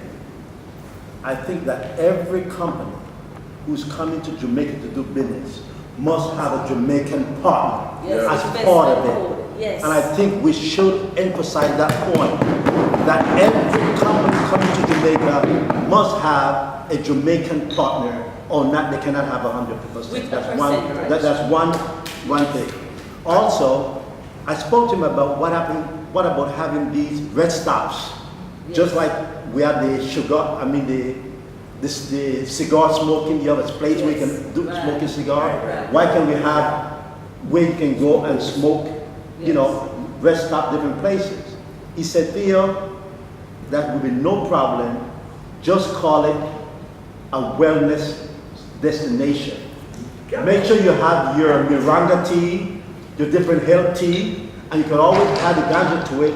But as long as you call it a wellness destination stop, you have no problem with the ganja part of it. So I think that we need to focus not so much on that, but call whatever we're doing, they have to have some type of wellness to it, like what you have, and so forth. So as long as you have a wellness destination, the ganja part will be no hassle at all. So those are two important points. Let us make sure that we keep on saying no one comes in here unless they have a Jamaican partner. It must be regulated that way, and also call our destination a wellness stop, wellness destination. And I have a thing that I always talk about, like the Jamaican tea house. We have the moringa tea, the ginger tea, you know what I mean? Somebody can get a reflexology, then they can have the ganja tea, or the ganja smoking or something like that, but we must have those two sections. I think we should keep those ideas in mind. And that's my input. There is something that Ruth said that I need to address. As a traditional farmer, I have been with Titans for years, getting seeds illegally coming into Jamaica. The thing about it, our situation in Jamaica at this point is that during the 70s, late 70s, early 80s, when people used to come from abroad and load these planes, when there was a free movement of marijuana out of Jamaica, our traditional, our land race which is the race of the land, which is called a sensimina. Because before we used to call it collie. The reason why we used to call it collie before, we did not know how to separate the male from the female. So when you go to a field, it will look clouded because the male and the female are mixing up. So then you get a lot of the seeds. That elder will tell you. But after injection of people coming here and telling us what to do, we then started to remove the males from the farm. Then now we call it sensimania because it didn't have any seed. That's how the name sensi came. The first seed bank that was established in the world, one of the first seed banks was sensi seed banks. All of those seed banks, those days, when they came here and take our strains, they take the original sensi strain, just like how they went to Mexico and take the Mexican gold, they went to Colombia and take the Cambodian, they went to Afghanistan and take the Afghan. They breed these seeds, clean them up and have them in these banks. These baseline seeds, these are the baseline for all the seeds that is produced at this moment because it was Afghan, we came from Afghanistan, they had it in Sensi Seed Bank. When those guys leave Sensi Seed Bank and start their own company, they couldn't call it Afghan one or whatever, they call it Kush. That's how the Kush became famous as Kush because from the same region, the word, play on the words. Same thing with Jamaica. Most of the seeds that are making strides in the world for the past during the 90s and the 2000s were seeds that has Jamaican DNA, our DNA is in it, mixed with, for example, the Kyle Kush from Bretbo. It has the Jamaican strain, it has a little tiny, and it's a mixture, and we call it Kyle after his daughter. What we are saying is that because of all of this history, and we did not look at marijuana in this level, all of our indigenous strains went away because as a farmer, that indigenous sensimina that we used to plant, it's 6 months, you can't make any money. So when you have a friend coming from America and said, all right, I'll give you some seeds that can come into 14 weeks, which is a sativa. We take those seeds, we make more money faster. Then the 7 week came in, then the 8 week came in, then the 9 week and the 7 weeks. The indica is a kind of different thing, but it's the same principle. So now where it leaves us now, our land race is completely gone because we never find it commercially viable because they don't want our land race to plant for commercial use or for boutique use. They want it for breeding purposes to get the flavor and the taste that to mix with other countries. 2, 1, right now we have to recognize all our strains, all the strains of the world that has our Jamaican DNA in it and address that. 2, all the seeds that came down from America from the 80s, not from America, from Amsterdam, from Netherlands and British Columbia, Canada, all of those strains came down to Jamaica. For example, I am a farmer. I get 10 seeds from a seed bank in California, in Canada. Those strains that I get, I carry to my farm and I breed it, right? With whatever technology that I have. This young man come and work with me. I give him some of those strains after. So it keeps breaking down each time. It keeps breaking down each time. Then I have to go back to the seed bank again, get some more seed and grow it. I do that like 10 seeds then, over time 10 seeds. Then I cross one with the other and develop a strain would be unique to me. So that is what Jamaica, the entire Jamaica is a melting pot of all the strains from all over the world. Our indigenous strain that we have, it is just in some of these strains, just a trace of it in some of these strains. So when they come down here and do testing or scouting, they are going to find out that a lot of our seeds are from overseas and mixed in like a melting pot now. So we have a strain, we have to address this also as farmers because if you get a seed from Canada and you get another one from America and you plant it here, you can still produce with the same environmental best practices. It will be much more flavorful and it will have more flavor, it will have more taste, it will have more THC from the same lot of seeds. And that is what is happening in Jamaica. So first of all, we as Jamaicans, especially as farmers, have to understand our history before we can present before we can deal with our future, and we have to understand the product itself, which is from the seed, so then we can market ourselves as such. Thank you. Oh yeah, well, thank you. Rick made some excellent points as it relates to where we really need to go, which is ultimately legalization. And it's a point that the movement has been sort of coalesced around. And you made some good points to Mr. Chambers as to some of the issues that we need to deal with. Another issue that people are talking about is the issue of land ownership in this country. When our rights as it relates to who owns land, who's legally leasing the land, and all these sorts of things, because owners of land are going to automatically say, okay, I'm going to see what's going on with my land, and then they're going to have a lot of conflicts and issues there. When Professor Nesson, I met a year and a half ago, we met a year and a half ago, Blaine, Dowdle, and others played a critical role in our movement here, because when we started the movement, we did a number of things.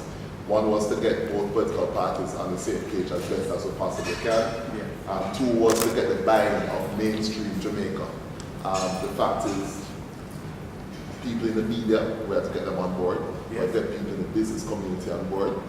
We had to get academics on board, and we had to get key Rastafari players on board under one umbrella. And as such, we were able to move the issue at a faster rate. In addition to that, we had to get international advocates on board, because in Jamaica, we like to hear foreigners and what foreigners think about things. So what we did was to use people like Professor Nesson and Blaine Dowdle, who we used effectively to also carry the message as to what is happening in Canada, the fact that Jamaica is behind, that we need to do something. Professor Nesson, being a law professor at Harvard, we brought him here. He was keynote speaker at the launch of the Future Grows in Kingston. These things help to move the issue along and to convince many persons who were still, to this day, are not very supportive of ganja law reform in any way, shape, or form.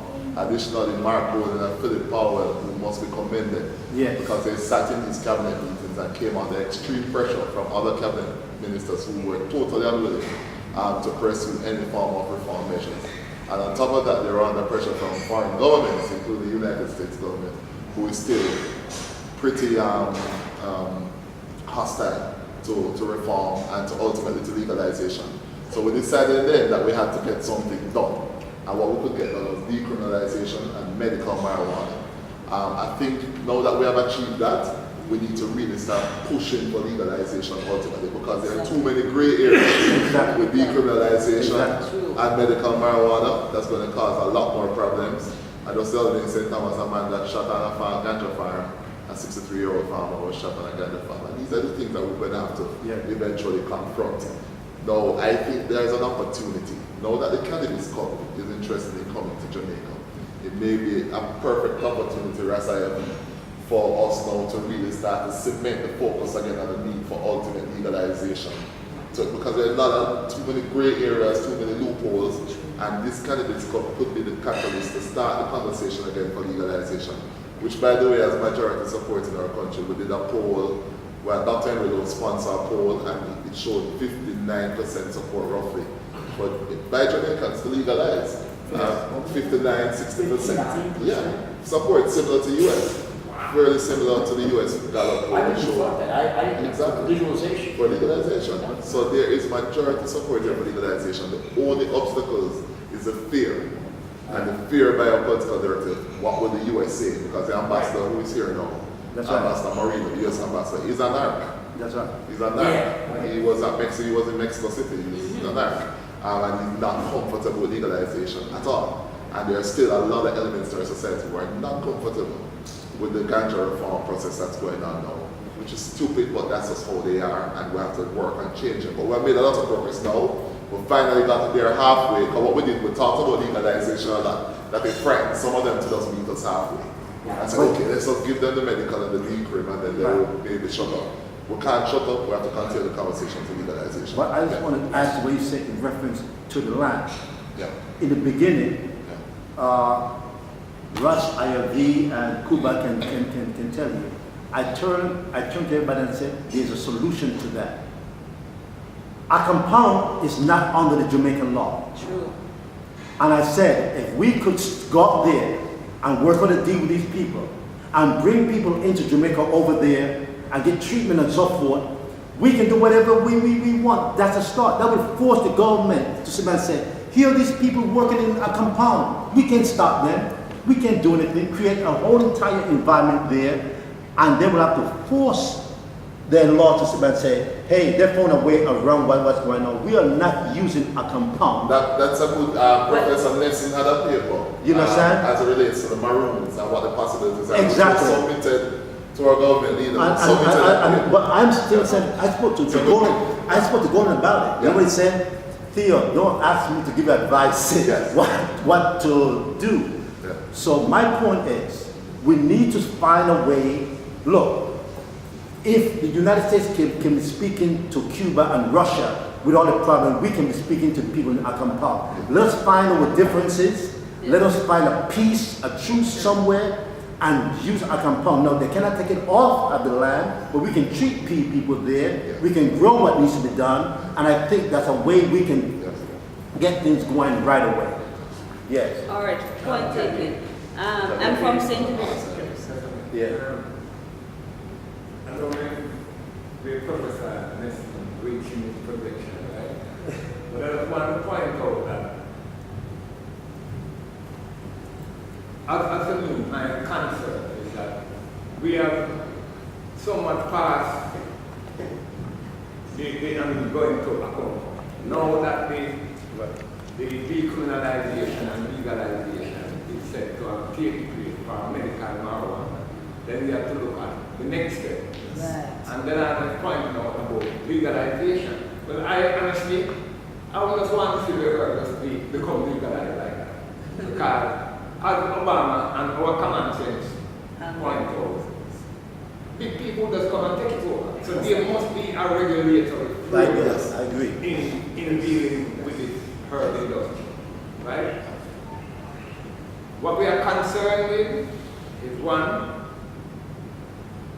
how is the grassroots farmer, traditional farmer, the Rastafari going to benefit, and two, what is going to happen to our traditional industry. That industry that has drawn international attention to the type of herb grown in Jamaica, right? So those are my two main concerns. The other thing now is what we know coming together.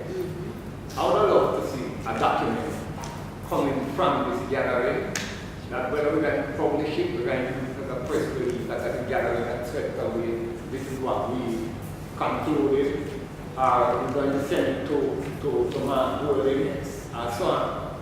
Now, yes, there's a licensing board, right, of which you might know that I am one of the persons who was a 16-man member, right? Majority, as I said earlier, majority of these people are professor this and professor that, and doctor this and doctor that, right? People who don't know anything about it. People, some of these people, they hate her.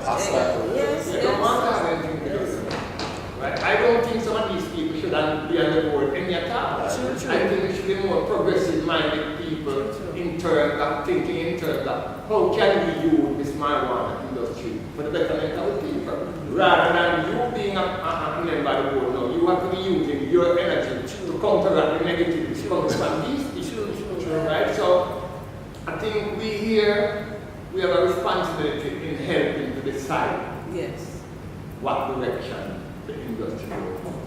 So I want to make the best use of this opportunity. And at the end of whatever we are discussing, the minister will be here tomorrow. Right? The minister will be here at 10 o'clock, and that will give us the opportunity of having closer talk. Not like an orange hill, where it goes public and press over there and so on and so on. We want a closer talk where whatever is discussed, only what we want to go to the press, we will go to the press. Great. And I think, Jackie, I want you to hear from Blaine. Okay. Right, even before. All right, go ahead. Right? Because Blaine has been in the dispensary industry, and this is one avenue. For example, in the hotel, all right, and I mean, we were in Colorado, I am sister. we stayed at the hotel, Dorothy, Hilton, that with a high time. One, when you go in, there's a big sign. You have for the 18 years and over. Smoke. But you cannot smoke in the hotel room. Otherwise, you will charge a fee of $250. But when you go inside, there's a big sign marked smoking tent. And then there's the next entrance, smoking tent. So you have 2 or 3 entrances. When you go inside, we can't tell you. Everybody smoking and herb. Right? So I am saying now, even within this hotel industry, at Charlotte Inn, there should be a place there that if your guests come and want herb to smoke, they should have a place that they can go and buy them herb, even at the hotel, and smoke them herb. That's not designated here. So these are the things now that are allowed the I can discuss with the minister in terms of how we're going to approach these things. And at the same time to guarantee that in our Jamaican herbs, that the traditional plants in here, that will be sold in the dispensary. So Blaine.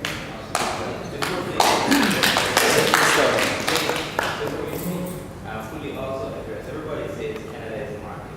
Fully also. Okay, hello everybody. Once again, it's wonderful to be back in Jamaica.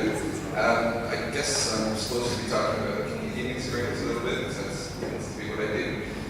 So, more background on me. I did run a dispensary in Toronto, Ontario, selling medical marijuana for about 12 years. Most of that time was under a program which kind of put me in a gray zone. So I technically could have been arrested at any time for delivering medicine to sick people. Recently in Canada, just kind of update you, about a year and a half ago, we got new regulations. Under the old regulations, people were allowed to grow their own medical marijuana at home. So we kind of had a whole bunch of grassroots farmers, if you want to call them that, because a lot of times they would produce for themselves and they would have access, and then they would use that to kind of supplement their income. Many of these people were on disability, they couldn't afford their medicine to begin with. So they were using the medical marijuana they were producing, either to sell to dispensaries or to sell to friends, kind of supplement their income. The federal government in our country didn't like that idea, and were very unhappy that medical marijuana was being leaked to the public. So what they did is they changed the regulations, as I said, last year, and they created a system by which you're not allowed to grow for yourself anymore. So all those people that were producing for themselves were told to stop. And it was given to a new licensing regime, which was to create commercial cannabis production companies, which you mentioned Tilray is one of them. We were, as a dispensary, saw that our constitutional protection, which is the reason why we were able to operate in the gray area, was going to go away with the new regulations. One of the things they had specifically designed these regulations to do was to take away the defense that we had always used before, which was our constitutional rights were being violated by not having proper access to cannabis. So within this, they, by a stroke of a pen, decided to take everyone's grow rights away. Patients Unified, they came together and they formed a lawsuit where they've actually got an injunction now put in place where a court has agreed that the new regulations, because they take away the rights of Canadian small growers for themselves, may be unconstitutional. So we kind of have the old system still going where people are allowed to grow for themselves, but also the new commercial licensed producer system. Okay, and this is where it kind of gets interesting, because when I came down here last year for Jamaica, as Delano said, I was used to get everyone excited about the possibility of export for medical marijuana. And there is definitely a federal program in Canada whereby we do have the ability to import and export medical marijuana. We have only ever imported medical marijuana from the Netherlands. And there was a company that had been doing that for the past year. They imported 200 kilograms in the course of a year. And that was all the marijuana they were allowed to bring in the country.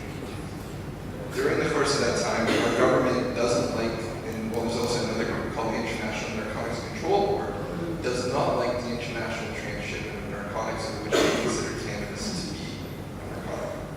So because of this, they put extreme pressure on our government and on the company to stop exporting marijuana from the Netherlands and set up a production facility in Canada, which I toured with 3 weeks ago. And then they also allowed them to bring 3,000 or 2,000 clones of their little marijuana plants over to Canada so that they could start producing the exact same genetic varietals that they have been producing in the Netherlands. As soon as this production facility is online, probably in about sometime this summer, their ability to import cannabis into Canada will be stopped.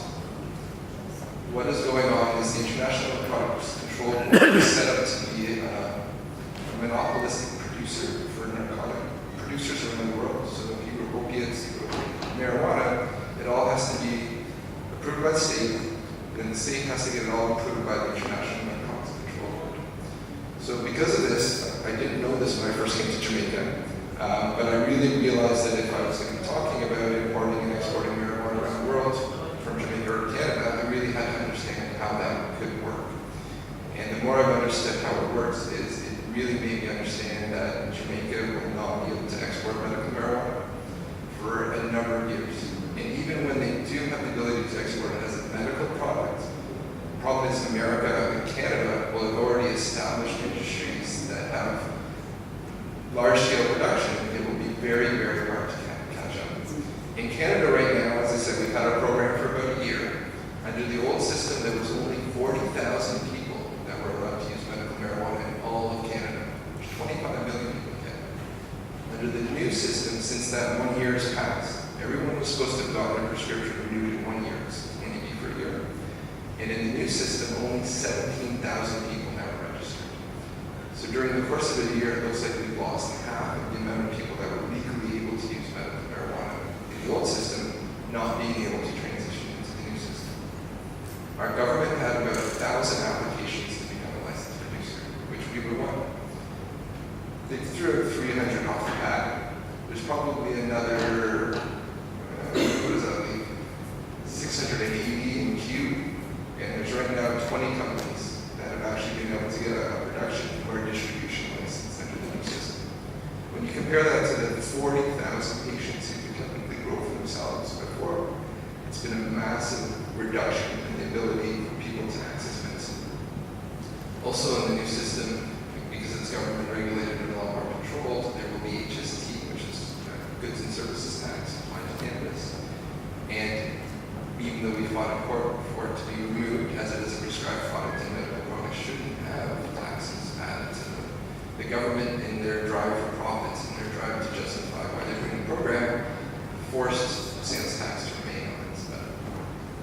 So, in the short term right now, the companies, the 20 or so that are actually licensed in Canada, probably half of them are actually facing severe financial difficulties. And I would say probably in the next couple of months, you're going to see a few of them go bankrupt. Just because of the fact that they've spent tens of millions of Canadian dollars to set up large production facilities, to invest in regulatory compliance, and they just don't have anybody to buy their ganja, or they can't get a license to grow or sell it themselves. So the Canadian experience has been very interesting because, once again, when it comes to changing regulations, if you have a government, just as we was talking about in New Jersey earlier, if you have a government that really wants to throttle, slow down, and clamp down on the industry, it's very easy for them to do that through regulations. When I first put together our licensed production company, we had to raise, well, the most of my little group, we raised about $300,000 Canadian. We were able, because we had a pre-existing production facility, we were able to retrofit and get it all to code, and we were able to pass inspection. By far, we were the cheapest, lowest cost producer to set up in the whole regime. From what I've seen, the main costs that most people are spending are between $5 and $10 million. And for anyone to really want to get into a medical export market, that's the kind of money you're going to have to raise to build it. That's the money you have to raise in order to kind of get yourselves to a level playing field with these people. And for me, that's why I very quickly realized that it's really all about Jamaica. You really have a group of people that consume cannabis on a daily basis. You have tourists coming to the country. And what you need to do is preserve a system whereby, ideally for me, it's Rastafari, out in the community able to exert their sacramental rights to utilize this God-given gift to economically develop the community, spiritually develop the community, and to start healing Jamaica. The key to that really is keeping production of ganja in the hands of Jamaicans. 100%. So as I'm here today, as I've said before, I have no intention of ever growing ganja in Jamaica. I'm here to really support, ideally, Rasta MD, because I've been inspired by his vision and his commitment and his dedication to wildlife to bring this all together. As you can see, evidenced by us all being here today. And I really would like to see a partnership, ideally between me, Wagfa, and the Jamaican people to really focus a light on Rastafari, focus a light on the potential of ganja that ganja has in order to change Jamaican society and to really take advantage of the situation. I know everyone's saying that there's an export market. There is an export market in the future, more likely when it becomes legalized as a medical regime. And I think what the key is really for Jamaican grassroots farmers is to establish yourselves in sustainable businesses as quickly as possible. Because most of the people coming in this, even though they may have big money, they spend their big money, they burn through their big money, and then it's gone. Because they don't have any way to generate money.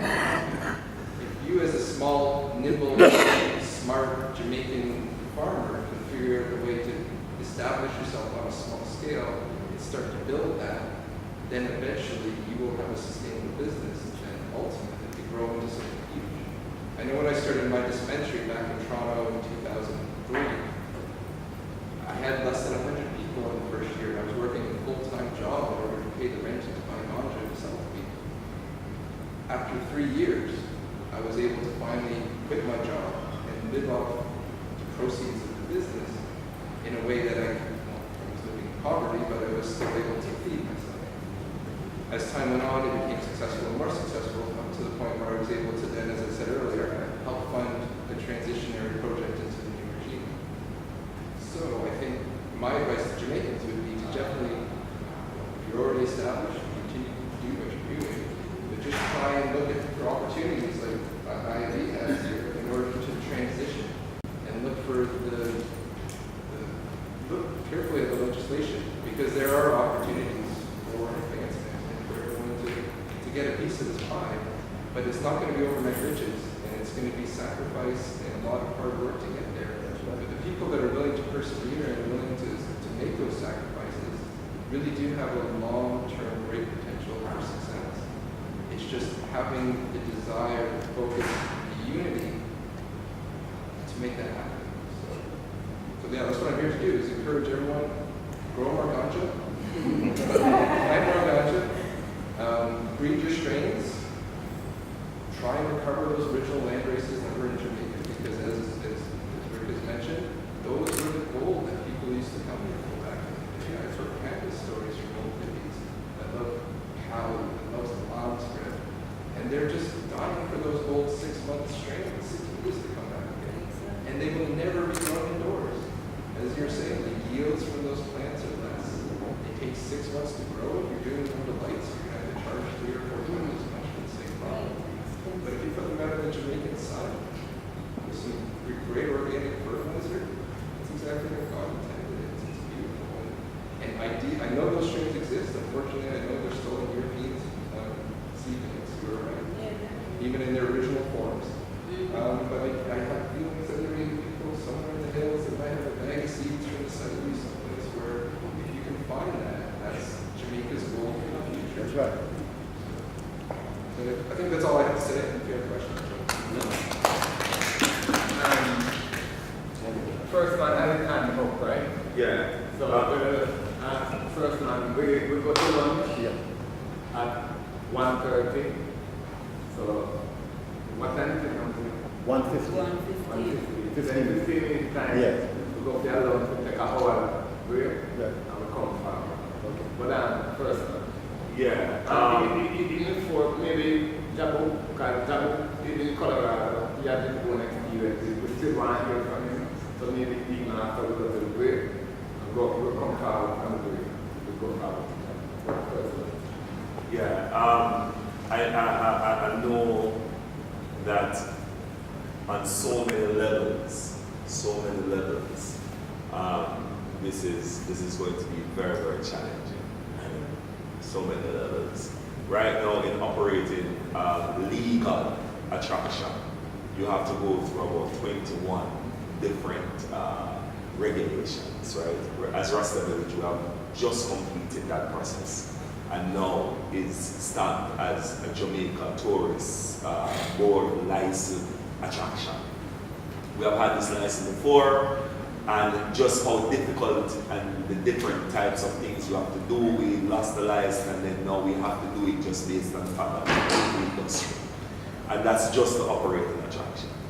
Now to be able to look into that world, it is something that you really have to face. You do have to face the fact that people like Sandals, they have to be interested in traceability.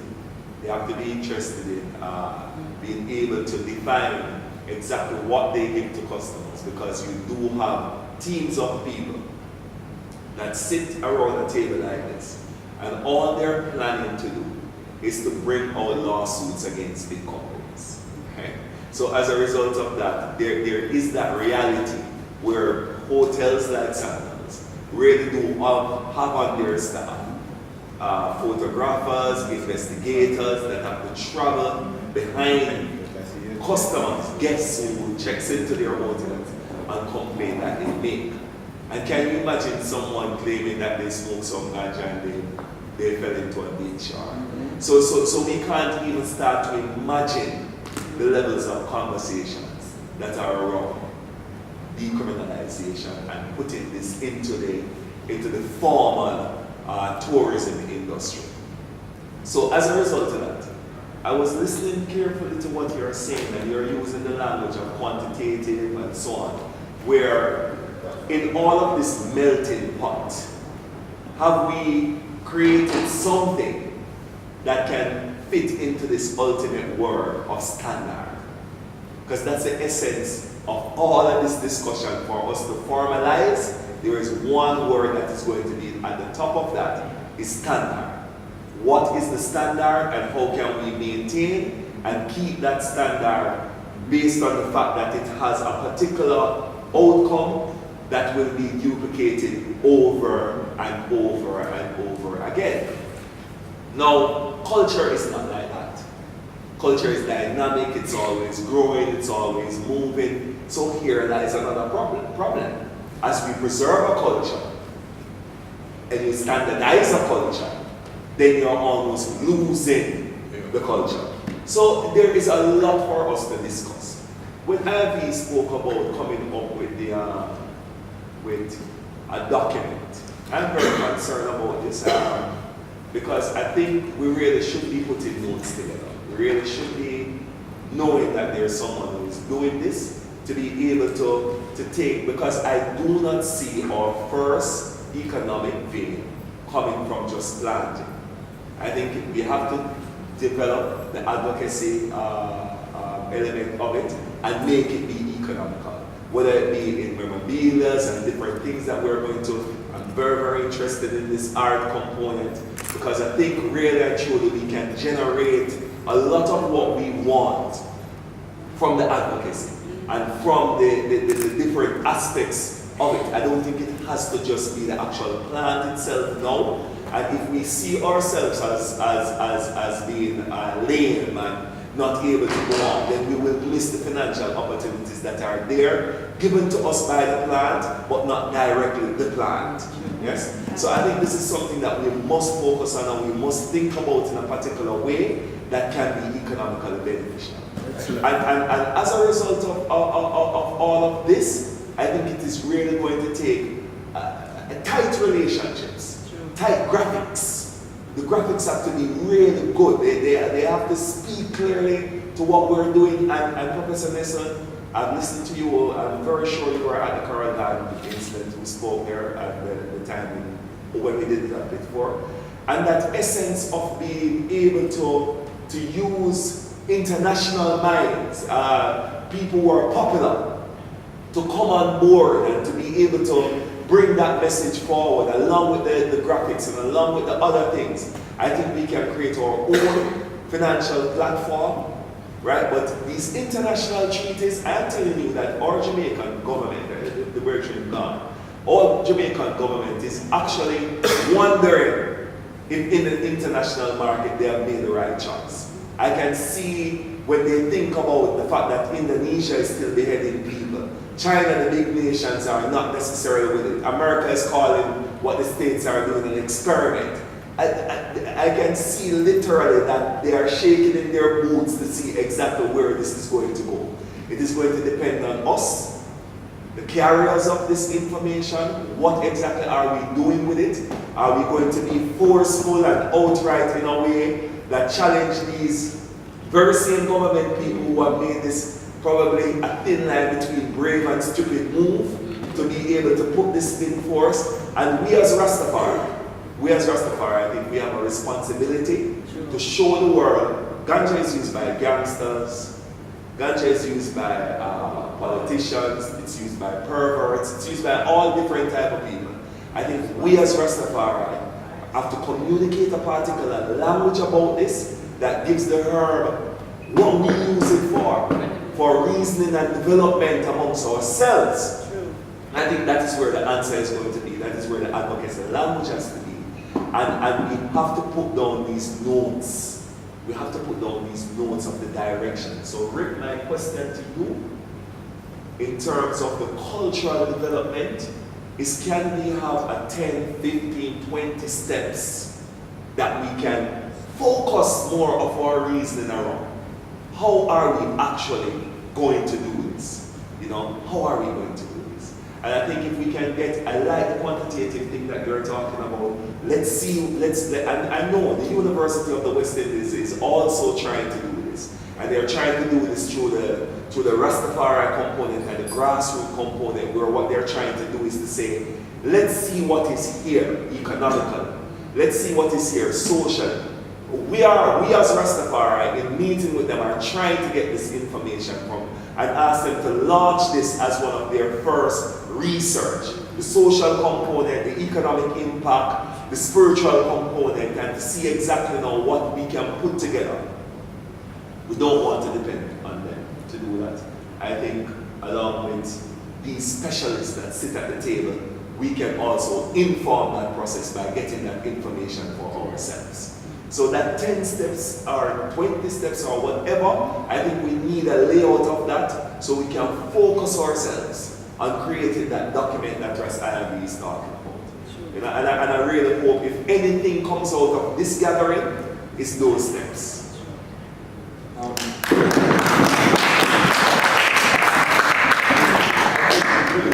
Your finger on the 10 steps, the 20 steps, right? Everything that's ever happened in my experience in 20 years of dealing with trying to legalize marijuana in the United States, everything we ever got was incremental. It was baby steps, baby steps. We did this, they were so scared. The fact of the matter is that 100 years ago, everybody in the world knew the truth about ganja. That it was a great medicine, that it was a remarkably harmless product, that it could be used for food and fuel and power. We all knew this, and everybody knew it, And then for reasons that we all know, horrible reasons, they wanted to take that truth and replace it systematically with lies. And they said it's addictive and it causes your children to become addicts and it can make men into women and women into men. You got all these crazy lies, right? So the thing is after a while you kept saying that stuff, the truth was forgotten and the lies were taken as truth. So in the past 20, 30, 40 years, the United States is now here. You need to replace the lies with the original truth. Now, to your point, you were talking about the children, right? That people smoking around children and such like that. What I've learned, first of all, here's what I believe. I believe there's nothing wrong with marijuana. Absolutely nothing wrong. Absolutely nothing wrong with it. Absolutely nothing wrong. Now, having said that, you know, I mean, everything you drink too much water, it's called drowning. So anything can become a damaging thing taken to a ridiculous excess. okay? But other than that, water is good and so is marijuana.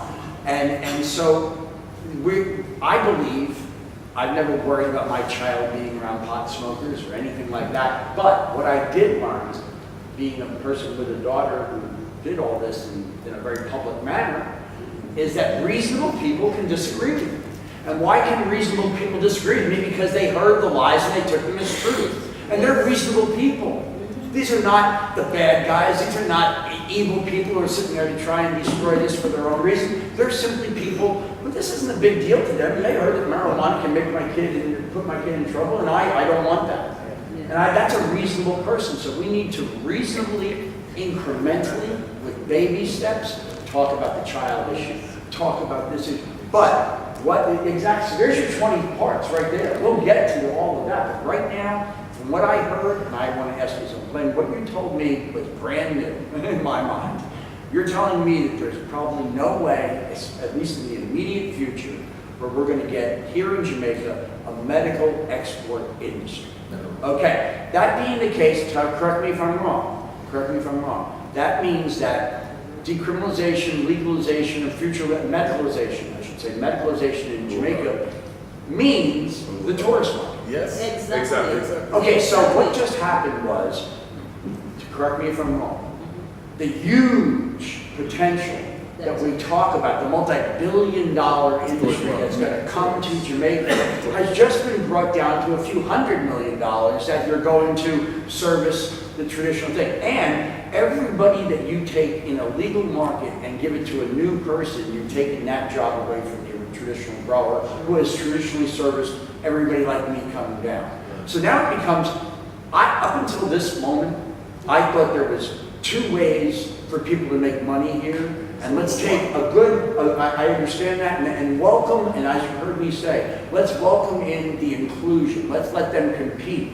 Well, wait a minute. If we're talking about there's only one market, and and the only customer is me coming from the island, the only one is the tourist, and that the Rastafarians and the traditional growers have been servicing that market for years, and now decriminalization and medicalization is going to come to Jamaica, and that means with the regulations, you're going to take that market away from the traditional growers and give it to entrepreneurs, ganjapreneurs.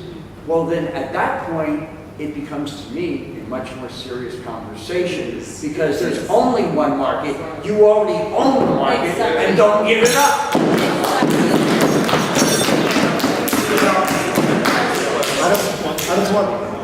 I just want to add one more point. Personally, yeah. I just want to say one thing. Here comes the oxymoron. The oxymoron, I will say right now, based on everything that I'm hearing, and based on what is said about Canada, we should not focus on the lawmakers. We should not focus on the law. Yes. We need to be focused on the pharmaceutical industry and Monsanto, who's behind the law. Okay? So we are blaming this government, but this government are acting based on the money they're getting from Monsanto, they're getting from the pharmaceutical industry, and the pharmaceutical industry is behind all the medical associations through the entire world, who's influencing what the government are saying. So we need to be very clear on the way. Huh?